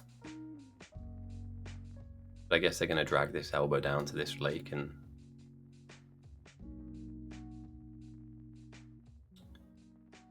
But things like this do slow the server down. People that multiple reconnect as well can cause issues in game. So hopefully the FPS UPS sorts itself out. Hopefully it does bounce back up into some normal workable areas. What's the game speed? I'll do it.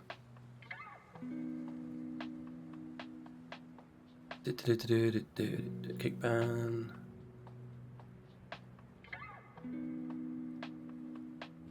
Don't want to kill anyone, don't want to jail anyone. Can you guys see the game speed? It's so hot. I normally know this. Oh, got you. Cheers, mate.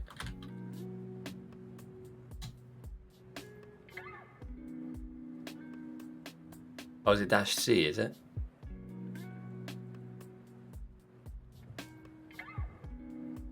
There we go. Hey, Kieran. Thanks for joining us, mate. Yeah, I got you. We've dropped the game speed a little bit. People are starting to get kicked out now. So thanks for joining us, mate. We are looking at a very good game on our hands now, and we're nearing the end of it. We have a blueprinted rocket silo on the ground for both teams, and we're just waiting for that research to finish. If we look at the tail of the game, we can see that the South unequivocally beat the North in every science area in terms of speed and also in terms of how much was produced and then consumed. They just got there first. They've built a lot more lasers, 2,100 to 891, and only 28 of those are in the ground compared to the 1,400 on South. South are ready to defend. South have built 8 nuclear reactors and all 8 are in the ground and they've been turned on. Meanwhile, 1 for North, 1 is on. So yeah, the South have they've had the same player base the whole way through the game. They've just kept their momentum. They've just kept going. They've kept pushing through, you know. They've got huge defense. Meanwhile, the North have, like, a wall. But I think the North's idea or the North's plan is to basically just mitigate needing a wall because you get to a rocket first. It hasn't really panned out that way. You know, they've had power problems for a lot of this game. They've been bouncing around. And although they have this really large amount of production here, and again, they will be able to get... Why are there 3 fish in that? They will be able to get to a rocket silo. I think it will be a little too late. I believe that as these guys in the North are beginning to build rockets, the South will have made 2, 3, or maybe even 4, depending on how fast they can make the rocket parts. And we can see in these chests, there are a lot of RCUs, LDS, there are loads. Yeah, I wouldn't be surprised if you couldn't crank 4. With the stuff that we have and the stuff that's coming in, you'd be able to crank at least 4 rockets out here. 5 push, and I would say that you could hit 5 before they hit 2. In fact, let me just back that up with... Yeah. And then all they really need to do is do their laser upgrades, make sure that they've got the damage needed so that you're at your highest level of upgrade. If you do get attacked, you need to be able to defend. And I'd be comfortable if I'm on South that this will, in time, be able to get you to defend. And you have the lasers to make this happen as well. And then the power over here to back it up. So really, really good game. Stats is -team stats. And that'll bring up the team stats menu. There's also, I'm going to have to go through the entirety of my, this is player stats for first hour of the game. So it tells you who was like really efficient, who crafted the most, you know, average value of the player's inventory, how much stuff they placed per minute. Oh, I love this stuff, man. I love this stuff.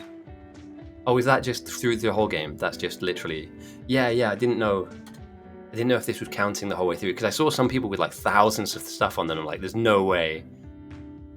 You know, at the beginning of the game, you have 6,000. Got you. Yeah, I like it though, mate. This is really cool. You can properly dive into.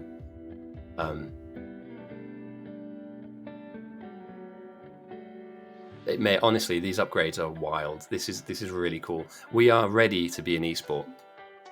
We're ready. I mean, I don't know who would tune in for well, actually, no, do you know what? I watch like long games of Dota that can go on for like 4 or 5 hours if it's a best of 3 or a best of 5.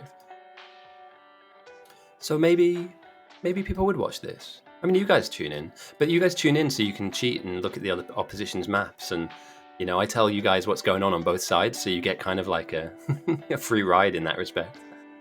I'm sure some of you are here to watch normally, but most of you, I'm assuming, are players. And that's okay. There's nothing wrong with that at all. Thank you for joining me. Okay, mediocre amount of upgrades here. About 350 lasers in a box. You love to see that. There's a ton of walls here. 4.1k, 4.8k. You have what you need out here in terms of walls to get cracking. Defenders are building slowly. Are the North Strat farmers continuing on? They are. Okay, Open Drain's carrying it on. And Joshua Zero Sun and Dr. Jez, D-Jez.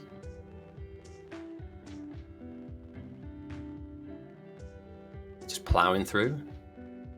And nearly minus 200k. You love to see it. And again, the edges of the base need some love. But you know what? Like, even just having a couple of lasers down early on, it's what you need. The wall is thick enough. You can make it there in time and defend. So I like this. I like what I see here. I wonder what this train is bringing back. Is it lasers? What is Farood bringing? Is it walls? Open Drain died. Oh no, F. Press F to pay respects. 300. Oh, you want to get that body back. I know, yeah, it has. It's been bouncy, dude. It's been bouncy like a bouncy castle, and they haven't really gotten a handle on it. Like, they have a nuke up. I'm trying to find where their nuke is. Is it out here? Oh dear. What is this? What? No. You madman. What's Nura doing? He's creating the fakest of all fake power. Oh, he's exporting. Ah, good, good, good. Yeah. I thought he's bringing stuff from the outpost to... Yeah, then that's wrong. Fair enough though, man. Whatever you need to do to get over the line, that's what it's all about now. You need to kind of fund and fuel whatever project that needs completing. At the moment, yeah, we're taking in some nice research. Bot speed would be really useful for placing those lasers down. But all things considered, it's now just about building the silo. Seeing where we go from there. Obviously, you need to stick a satellite in for it to work. But 3,100 pot noodles were wagered that the North would win this. Meanwhile, 1,500 pot noodles were voted on at the beginning of the game, by the way. So, we didn't know it was going to turn out like this. And next time we do this, I'll run this prediction in the middle of the game rather than at the very beginning. 1,500 pot noodles, 33% of you thought that the South were going to win. Somebody is going to win quite a lot of noodleage. Still, the silo research is finished for the North as well. If there's a delay, maybe. I'm also looking around for other rocket parts and I'm not seeing them. So I don't know what this green build is all about. This will be your RCUs, won't it? Yeah. Okay, RCU's going to get stuck down there. They have a lot of LDS, no problem there at all. And rocket fuel, that's the last thing they're going to need in order to get this rocket fueled and funded. And I don't see it. Oh, here. And can we see more of the chests? Can't really see down here, but this is where their rocket fuel's coming in. They're behind a little bit on rocket fuel. I'd say having a box of 300 is good, but you probably want to have a buffer at the moment. And again, they've just finished researching their silo, whereas we look over here, and not only is it backing up, all of these chests are full. The RCU chests are filling up, and the RCU chests here, the LDS chests here, are beginning to be full too. So when this goes down, this silo, and the satellite is put in, I think we can look at a comfortable amount of rockets. Now, beacons are very important. Sticking our prod 3s into the silo so we get the most bang for our buck is very, very important. But the 116,000 negative threat that exists on the North will melt, it will dissipate at the thought or the sight of 4, 5, or even 6 rockets. And no, we're on ITYTD, but I don't think that northern base can handle 90% bugs, 80% bugs. It really is not ready. Now people are asking for a nuke. And I swear I saw one being built in the team stat screen. I just can't find it. 5 reactors have been built, but only 1 is in the ground. Let's look for the nuclear build. Because you need a lot of space for it.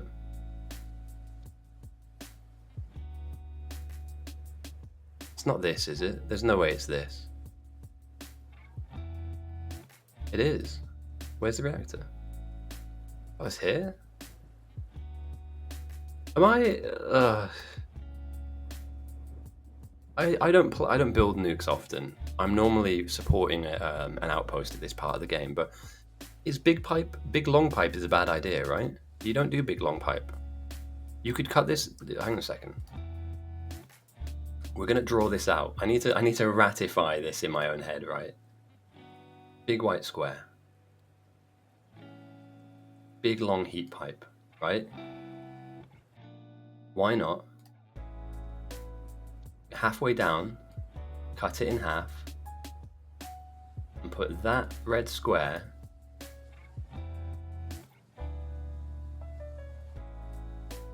here. Why does that? The pipe is not as long that way.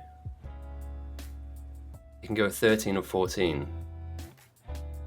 Okay.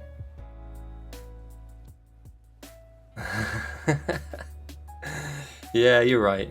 We need to do some testing. We need to do some testing in the lab. Cook up some stuff in the lab. I don't know. Again, I don't play nuke. You know, that's probably one of the weakest parts of my game. I can do power's fine, you know. At this point in the game, I'm normally looking around going, what can I do to where are problems basically? What do we need help with? For instance, this wall not being finished is actually kind of a big deal. It's an open gap into our defense, into our main base, so yeah. So we wait. Oh, the silo's down. And they're building, right. And they have, the cave beacons went down at the same time. Brilliant, right. I'm going to change the music because I don't think we're far away. I don't think we're they're going to do it straight away. Let's go for something funky. No, what do you guys want to listen to? I keep asking this. What playlist do you want to hear whilst we watch the end of the game? Is it something funky? Is it something disco-y? Is it something dance? What music do you want to hear for the end of this? I'm taking suggestions, guys. There's no wrong answers here. I can find a playlist for almost anything, as long as it's copyright free. I cannot play copyrighted music. Heavy metal, let's do it. I can't play Rammstein, but I can find their cheap copyright free alternatives. Heavy for destruction.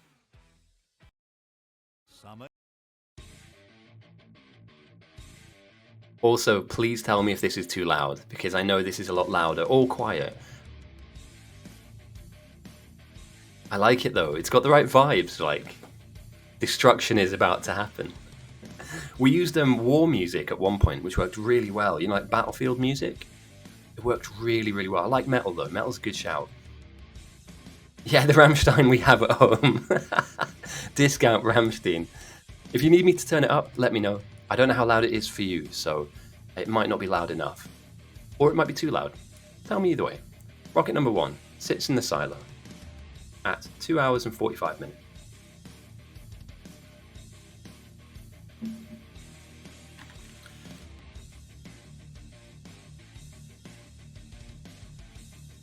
Be interesting to, it wouldn't be worth it, but it'd be interesting. Oh, it does kind of tell us anyway, doesn't it? I was gonna say it's good to see how rockets built, but then you'd know because Bruce Rammstein.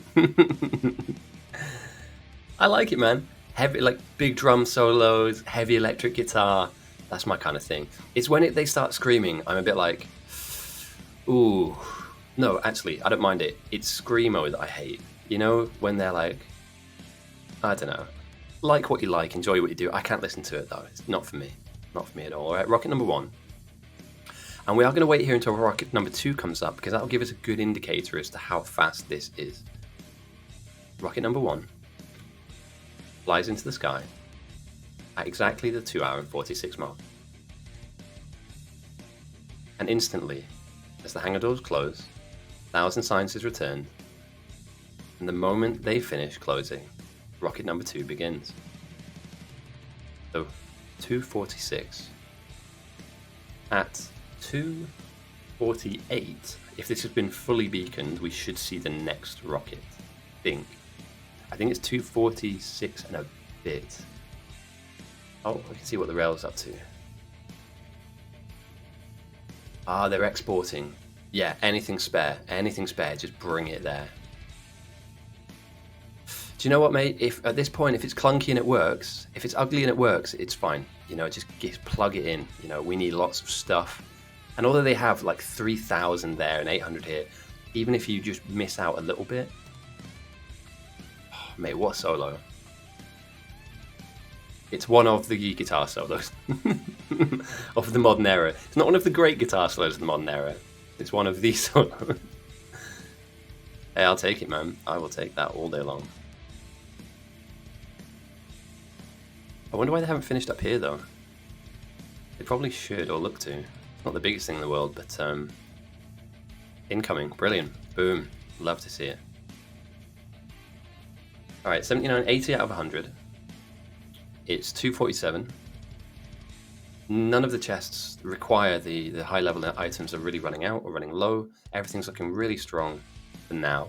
And as we see rocket number 2 get put into the silo and launch, we'll then take a look up north.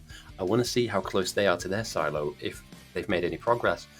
Because 2 rockets to 0 it's not too bad. But 3 to 5 to 6 rockets to 0, it's kind of GG, man. They've just beaten you to the punch. And this is quick, by the way. You know, I know people can build rockets much faster than this, but for a team game where you have to coordinate with people you've never played with before, and or captain a team of people you've never played with before, it's hard to do, man. It's hard to do. It's like running a small business. But winning is, yeah, very fun. So jankily, like SpaceX, to one of the guitar solos of the modern era, second rocket goes up. Looking over at the opposing outpost, we see the idea, the thought of a silo, but not at all the actual physical embodiment of the silo. So if I remember correctly as well, oh, they sent, boom, they just, wow, okay, they just sent that, okay. Let's take a look. Let's take a look. I thought they might wait a little bit, but that makes sense in many ways. So 2,000 white signs send throws the evolution from 17.4% up to 96.6% with a 79% increase. The bugs still remain negative, but they go from having 118,000 buffer to now 66, and the bugs at this point evolve to the size where they cannot be fought correctly. Yeah, you can be in a tank and all that jazz, but these green shell guys are behemoths. And this is how long it takes to kill one of them. So, yeah, imagine packs of them. Yeah, and yeah, it prevents threat farming. So number 1, completely stamps out threat farming. And number 2, you can build now with impunity. It doesn't really matter if your buffers run out. You kind of want to have enough to build another 2 or 3. But that threat will climb now very quickly into the positive. And my argument would be, and I would like to drop the game speed a wee bit. In fact, yeah, we just sent 2k white signs. Like, let's drop it to 8, right? Let's allow people to remain in the game. There you go. UPS rebounds. People are still going to struggle and lag a little bit, but you know that jump in speed, jump in game means that yeah, more behemoths are spawning in at this point. Now, I'm going to be honest. If you stand next to one of these and it touches you, you die. You don't last long next to these big guys, and they can go way above 96%. They can go to like hundreds and hundreds of percent. Yeah. Well, the old method would be hold until you have 10 rockets, send, and there's no coming back from that. Meanwhile, the North's defenses are anemic. I mean, they won't last more than 2 seconds with a behemoth wave. If it becomes positive, multiple waves like this appear, every aspect of this main base is going to get beaten up. It won't be fair. It will be an absolute bloodbath. There we go. North are pinging out their laser box. You need to get them down. Do we have... we don't have power problems yet. That's a good thing. That's definitely a good sign. And rocket number 3 sits in the silo. This is quick. This is actually very, very quick. So the second rocket left at about 57, 58. I'm not sure how fast they can make. Okay, yeah, they can make these pretty quick, these satellites.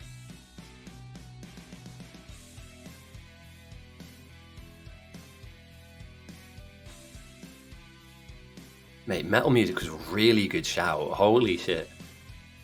I need to like stop doing like disco and stuff and just start doing metal music. Fucking hell, it works for endgame so well, so nice. All right, rocket number 3 goes up.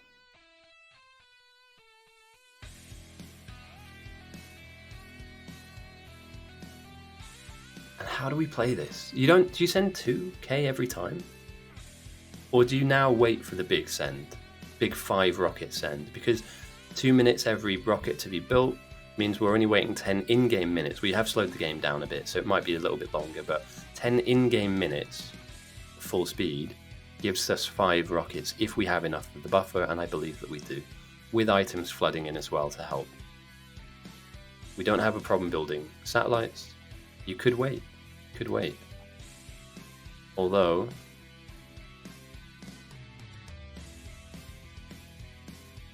no, they don't have a buffer, do they? Oh, that's absolutely wounding. The North haven't really been building stuff in the background, so yeah, that's the plan, is you get them to 90% so the bugs evolve to the strongest version of themselves. Everything beyond there just pumps up those strong bugs. So you'll see there are still some mediums and bigs, but later on, once these medium and bigs dies, everything will be behemoths. Everything. So we just need the current existing assets to die out, like these small guys. And yeah, we're in for a world of pain. Look, small, medium, big, behemoth. Later on, it will only be green. And Open Drain is playing with fire here. Being on your feet. I know they have another 1,000 cent, okay? They just want to get the threat farmers out of there. And I know they've got good upgrades on their shooting and stuff, right? They've got, in fact, I think everybody has upgraded to the max they can. Apart from the South have projectile damage, but you're taking a lot of resources here to kill a few bugs. Imagine when waves and waves turn up. It is going to be a problem. Here we go. And the threat's not even positive, but somebody's bought them back. Somebody's run back to main and bought these in. It's Bridge. I think it was Bridge. Somebody's kind of come through a wall in a car or come through in something, and the bugs have followed them in. And because they're not aggressive in the game at the moment, it doesn't mean that if they see something they don't like, they're not going to kill it. This is really big problems for the North. I might be wrong in blaming this on Bridge, but I saw him cutting around in a car that was damaged. And that's normally how you enter a base after being chased for... And yeah, look how fast these walls go down. It's unreal. Like, this is GG. Because you're in for a world of pain. South are keep continuing to build rockets. This is like 5 or 6 bugs, right? This is nothing, absolutely nothing. Later on, if they survive this and they defend this, we will be looking at packs of hundreds of bugs coming in. And if the base can't handle 5 or 6, it would never handle more. And again, look, these guys just, even with armor on, they just one-tap you. I don't want to be rude, but I think this is because somebody bought these guys in. This is not normal for them to just make a beach brace. No, they can't. They can't breach a base at minus anything. But if they follow you... Yeah, and here we go. There's a dead car out here as well. Somebody's bought them in. Luke's putting his hand up. Yeah, if they follow you and you bring them to the wall, they will fight the wall. Do you know what I mean? Like, they're still aggressive. Like, if you become aggressive to them, they become aggressive to you. And what you might see here is just a few bugs just tearing through. It's not GG at all. It's not GG. North are getting their cheeks clapped, I think is what the kids say. But they're not dealing with waves. One individual bought a pack back. And they're currently dealing with 5 or 6 behemoths in their base. Which they can deal with. They have good laser upgrades. But again, yeah, look how much devastation 6 or 7 bugs have done. Holes in the wall, holes in the wall, holes in the wall. All of your flamers are down now. And they're just going for whatever they can see. Because it's there and it's you, so they have to, right? It doesn't use the gate, just walk straight past. No, I'd keep those lasers down. It's a very poor omen. Very, very poor. It's 3 people now defending what is nothing. And I mean that this is nothing compared to what we'll see later. We are going to see massive, massive amounts of bugs. And it won't take long. In fact, I would just keep sending every time I get 1 rocket, basically.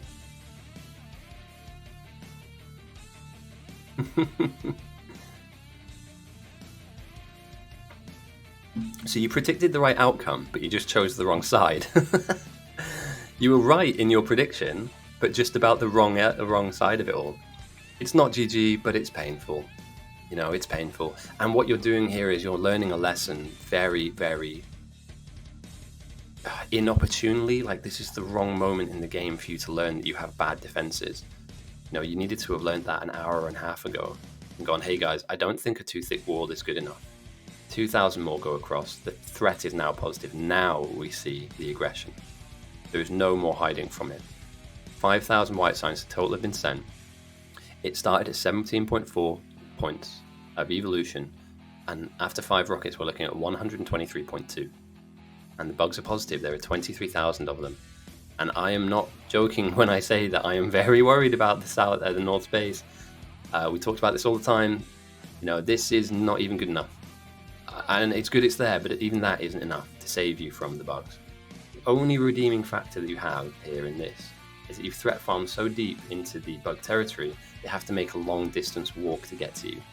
You have that time in hand. Everything else, I would be worried. I'd be bringing people back to main. Because even bases outside of main have problems too. We're not looking at, you know, very well defended setups here. And strange things happen, man. Like, you might all of a sudden spend the entirety of your time now just setting up lasers and stuff, and then they just go here and slam you here. Or come here and slam you here. So how this unfolds is going to be telling, but I'm going to predict it now. It's going to be carnage. That 25,000 is the beginning of this. You know, later on we're going to see 125,000 or 450,000 because the South will continue to build rockets. In fact, is any element of this slowing down? You could argue rocket fuel maybe, but they built 5 rockets already. I mean, how much do you want? I haven't made any, mate. I'm waiting for my...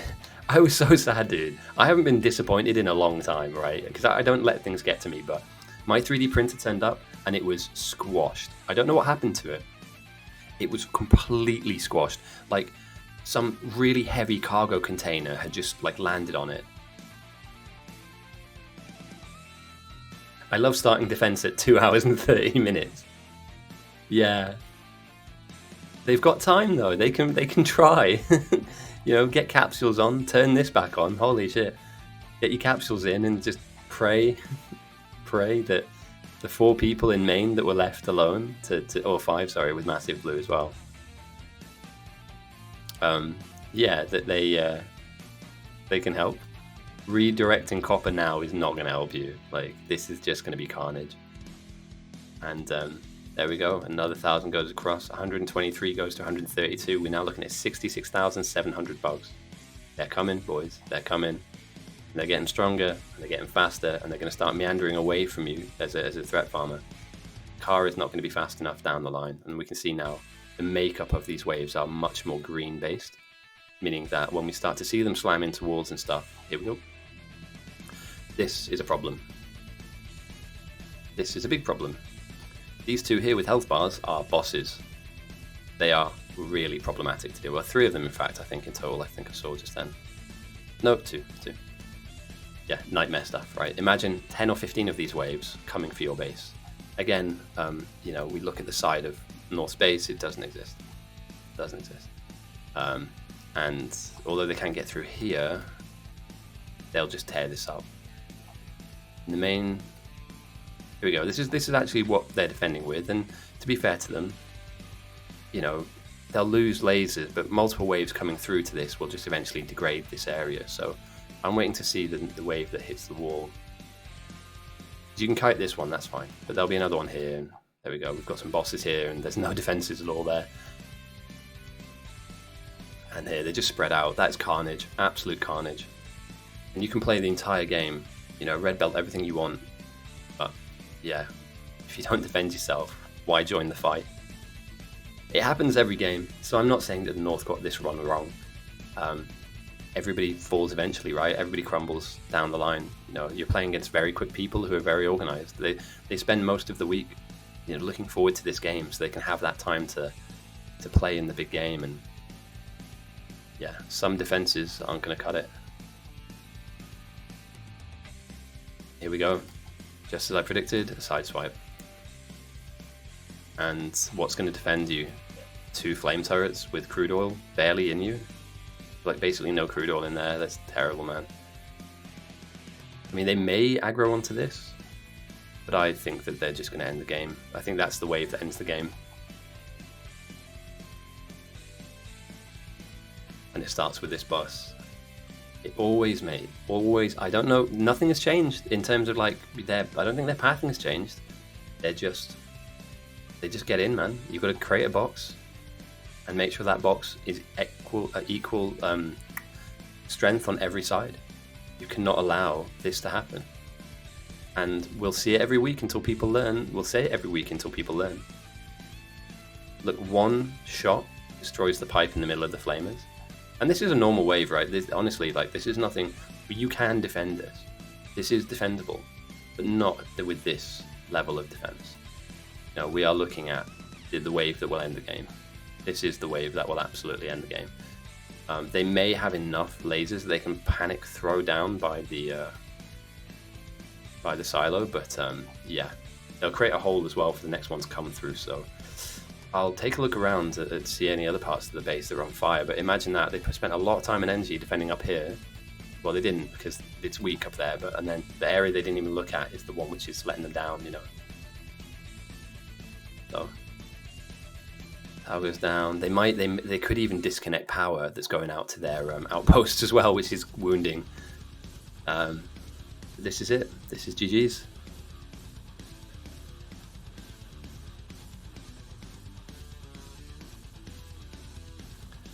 For anybody that's sticking around, what I'll probably do after this is I might raid one of the Biter Battles guys who's streaming, and then if you guys want, you can ask questions. I might do that once this is done, because these guys, you know, they've done a good thing here. They've done a really good thing, and we're slowing down on resources now. But I'd argue sending 7 rockets as fast as this is you know, well done. You know, you've done well there. But yeah, again, it didn't take long, did it? And these bosses are just not going anywhere. Like, you can try and use pipes to defend, but once these guys get aggressive again and start attacking and regrouping, then yeah, another 1,000 goes across.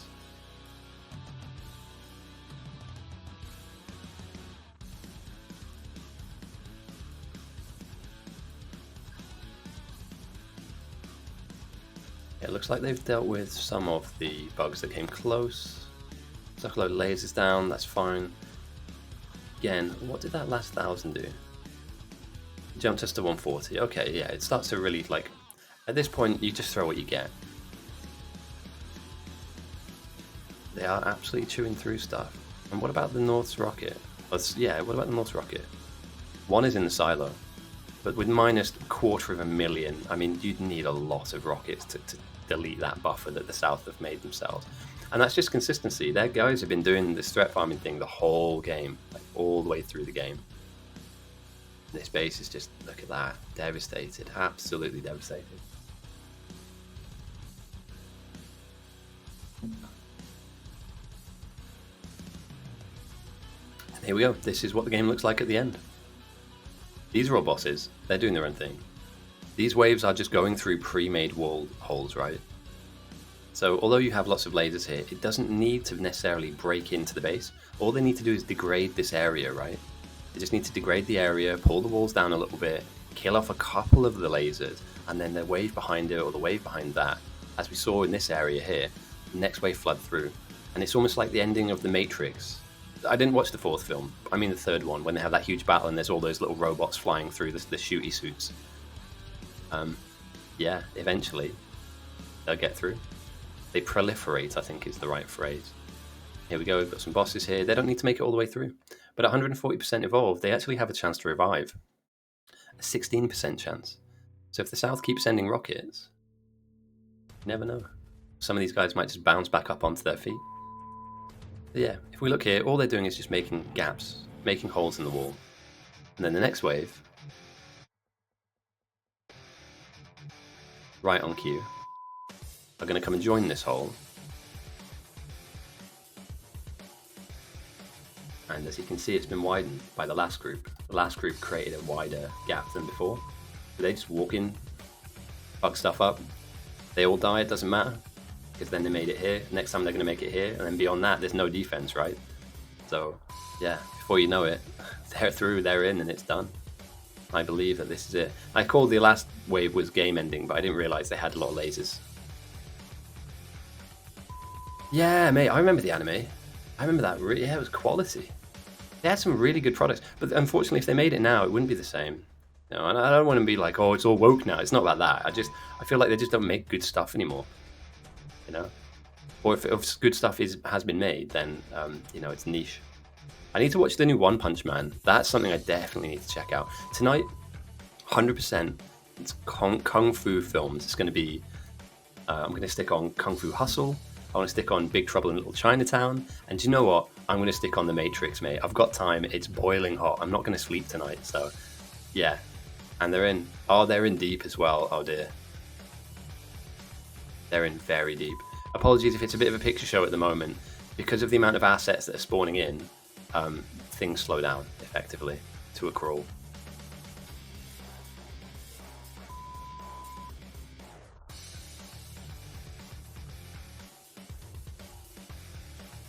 It was. And incredibly insightful as well. I remember watching a video about the philosophy of the Matrix. It's very Buddhist. The way that Neo ascends and transcends. You know, I'm probably misquoting it egregiously, but yeah, it's a very interesting setup, the book itself. There is only one Matrix movie. Yeah, that's true. I liked all three, though. I never saw the fourth one, and I don't think I want to, like... Oh, the dough! Welcome, firstly, and thank you for the raid. We're just talking about the Matrix. Not like the film, obviously, not, you know, the wider idea of us all being plugged into one large machine, and it's siphoning us off as power. Animatrix, yeah, great shout. Yeah, how's the speedrunning going? What are you working on? I am melting, by the way, so apologies if I'm a bit low energy. It's hot in the UK, and I'm not used to it. I'd watch the Animatrix in a heartbeat. Holy crap. It's a shame, because we're at the end of a game, so I'm going to have to raid somebody else very soon. But if you want to, feel free to stick around. It's been a good one. It's been a really, really good one. The tale of the game is this. I don't want to miss the ending of the game, but effectively the South beat the North to every single science stage, and they launched a rocket first. Sounds simple, it's not. At the speed at which they did it and the ferocity at which they did it is why this game has been impressive to me. It's definitely worth a watch back. And Gas Kelly, thank you for the follow. Welcome, everyone. 100% and not doing it well. I wouldn't even want to try 100%. It's terrible. Never mind. Enjoy the rest of your day, though. Thank you for the raid as well, and congrats, man. You'll get there. You'll get there. It's wild, that 100% category. It's absolutely nuts. So yeah, this is Bite Battles for anybody that doesn't know. I'm sure most of you do, but if any of you don't know, I host a game on the weekend on Saturday, and if you're new to Factorio or new to Bite Battles, feel free to join me on stream. I answer questions, I meet with and talk with lots of new players, and we describe the game and talk about how it kind of all goes down. At the moment, the North are in a world of pain. They have had their base broken into. These bugs here, these big green bugs, are behemoth bugs, and they kill everything off. They don't exist at the beginning of the game, but at the end of the game, they absolutely exist. So, yeah, the North are dead. We are watching a sinking ship, as it states. But, yeah, it's pretty much GG's. It's been a good stream, though, to be fair. It's been a hot stream, sweaty stream, but nonetheless. So I hope you guys are doing well. I hope you're having a good weekend. I won't take offense if this isn't your cup of tea. I know that you guys are into your speedrunning strats, and it's something I want to get into. It's something I want to try my hand at. I've just moving house recently. I'm moving house in a bit, so life is very much orientated about packing up boxes and giving things away. But it's quite nice, actually. My friend asked me for my microwave. I brought it over to his house, and they had a microwave-themed party for me. The entry to the party, to the surprise send-off party, was one microwave. I was like, oh, that's nice. Here we have some behemoths. Here we have the main thrust of the objective. If you lose this rocket silo, you lose the game. Let's see what happens when really, really boss bugs meet a rocket silo. And we chose heavy metal, by the way. Normally the vibes on here are really chill, but we thought, why not stick on some battle music for the end of the game? I think it's worked really, really well. GG's. There's no coming back from this. These guys are big, angry, and they'll kill everything. I mean, the laser upgrades that the North have are really good, but we're not far off from the end here. And this is basically last-ditch panic mode, you know. So, I mean, it's been a good game either way, and definitely worth a watch back. If you like your Bite of Battles content, I'll be posting this as a VOD later and up onto YouTube as well. For anybody that wants to watch any of these games back, they go up onto this channel. I'm not really here to make money or do adverts and stuff. Like, I just enjoy the game, and I played enough of it, and I'm probably the best at the game. Remember to stay humble though, but I'm a bit of a legend. So I post the games up and we watch them back, and I know that some of the guys get a lot of value from maybe not being able to make the game if you live in like Southeast Asia or in Australia, but they get a lot of value from watching the games back and staying connected with the community that way. So yeah, and also if this makes no sense to you whatsoever, that's absolutely fine. I have absolutely run out of energy at this point. It's like 35 degrees in my room. I'm dying. But if you join us at the beginning of a stream, it's 4 o'clock UK time. We start. You're probably going to be watching the Doe doing their speedrun, but if you wanted to know how this game goes down and like all the different kind of nuanced parts of the game, then I'd be more than happy to explain. From literally the very beginning all the way to the very end. That's kind of why I'm here. So, yeah. Also, once I move, I'm going to start doing some educational content as well. I've got some video ideas about this game and about many others as well. So, yeah. Is this the wave to end it all? I mean, there are so many waves. They are just tearing through the base at the moment. They are being eviscerated. Yes, the lasers are strong, but the number of the bugs will swarm through.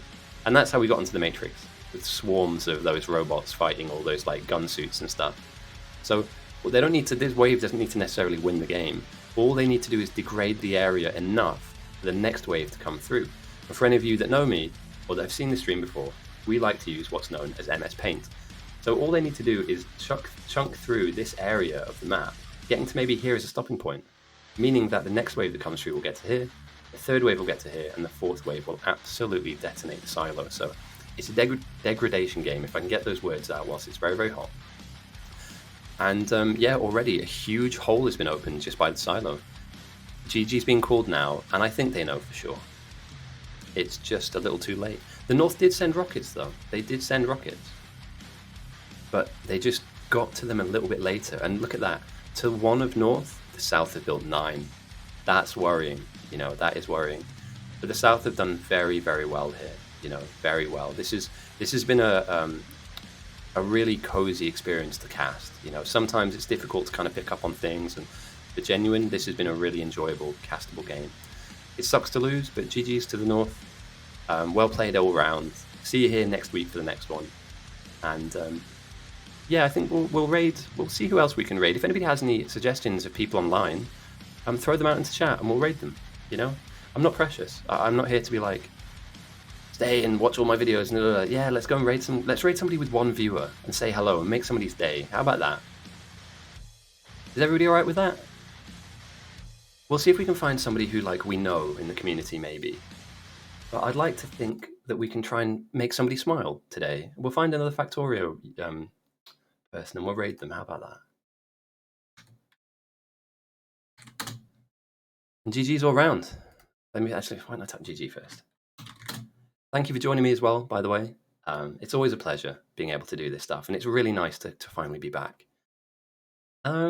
This person has 3 viewers. Let's raid them. Yeah, let's do that. try and be nice. Try and be nice. But you know what I mean. It's nice to. I had it once when I had like 2 people watching my stream. Somebody raided me with like 20 people, and it just felt really good. Like I didn't need the boost, but on the day it was a nice little So just say hello. You don't have to stick around the whole thing, but just say hello. I think that would really make their day. My name's Ghosty. It's been a pleasure. I'll see you guys around next week. My dog's just burst into my room. Hello, boy. How are you doing? And yeah, I'll see you guys at the next one. Have fun. Enjoy your weekend. I'll catch you in a bit. Bye.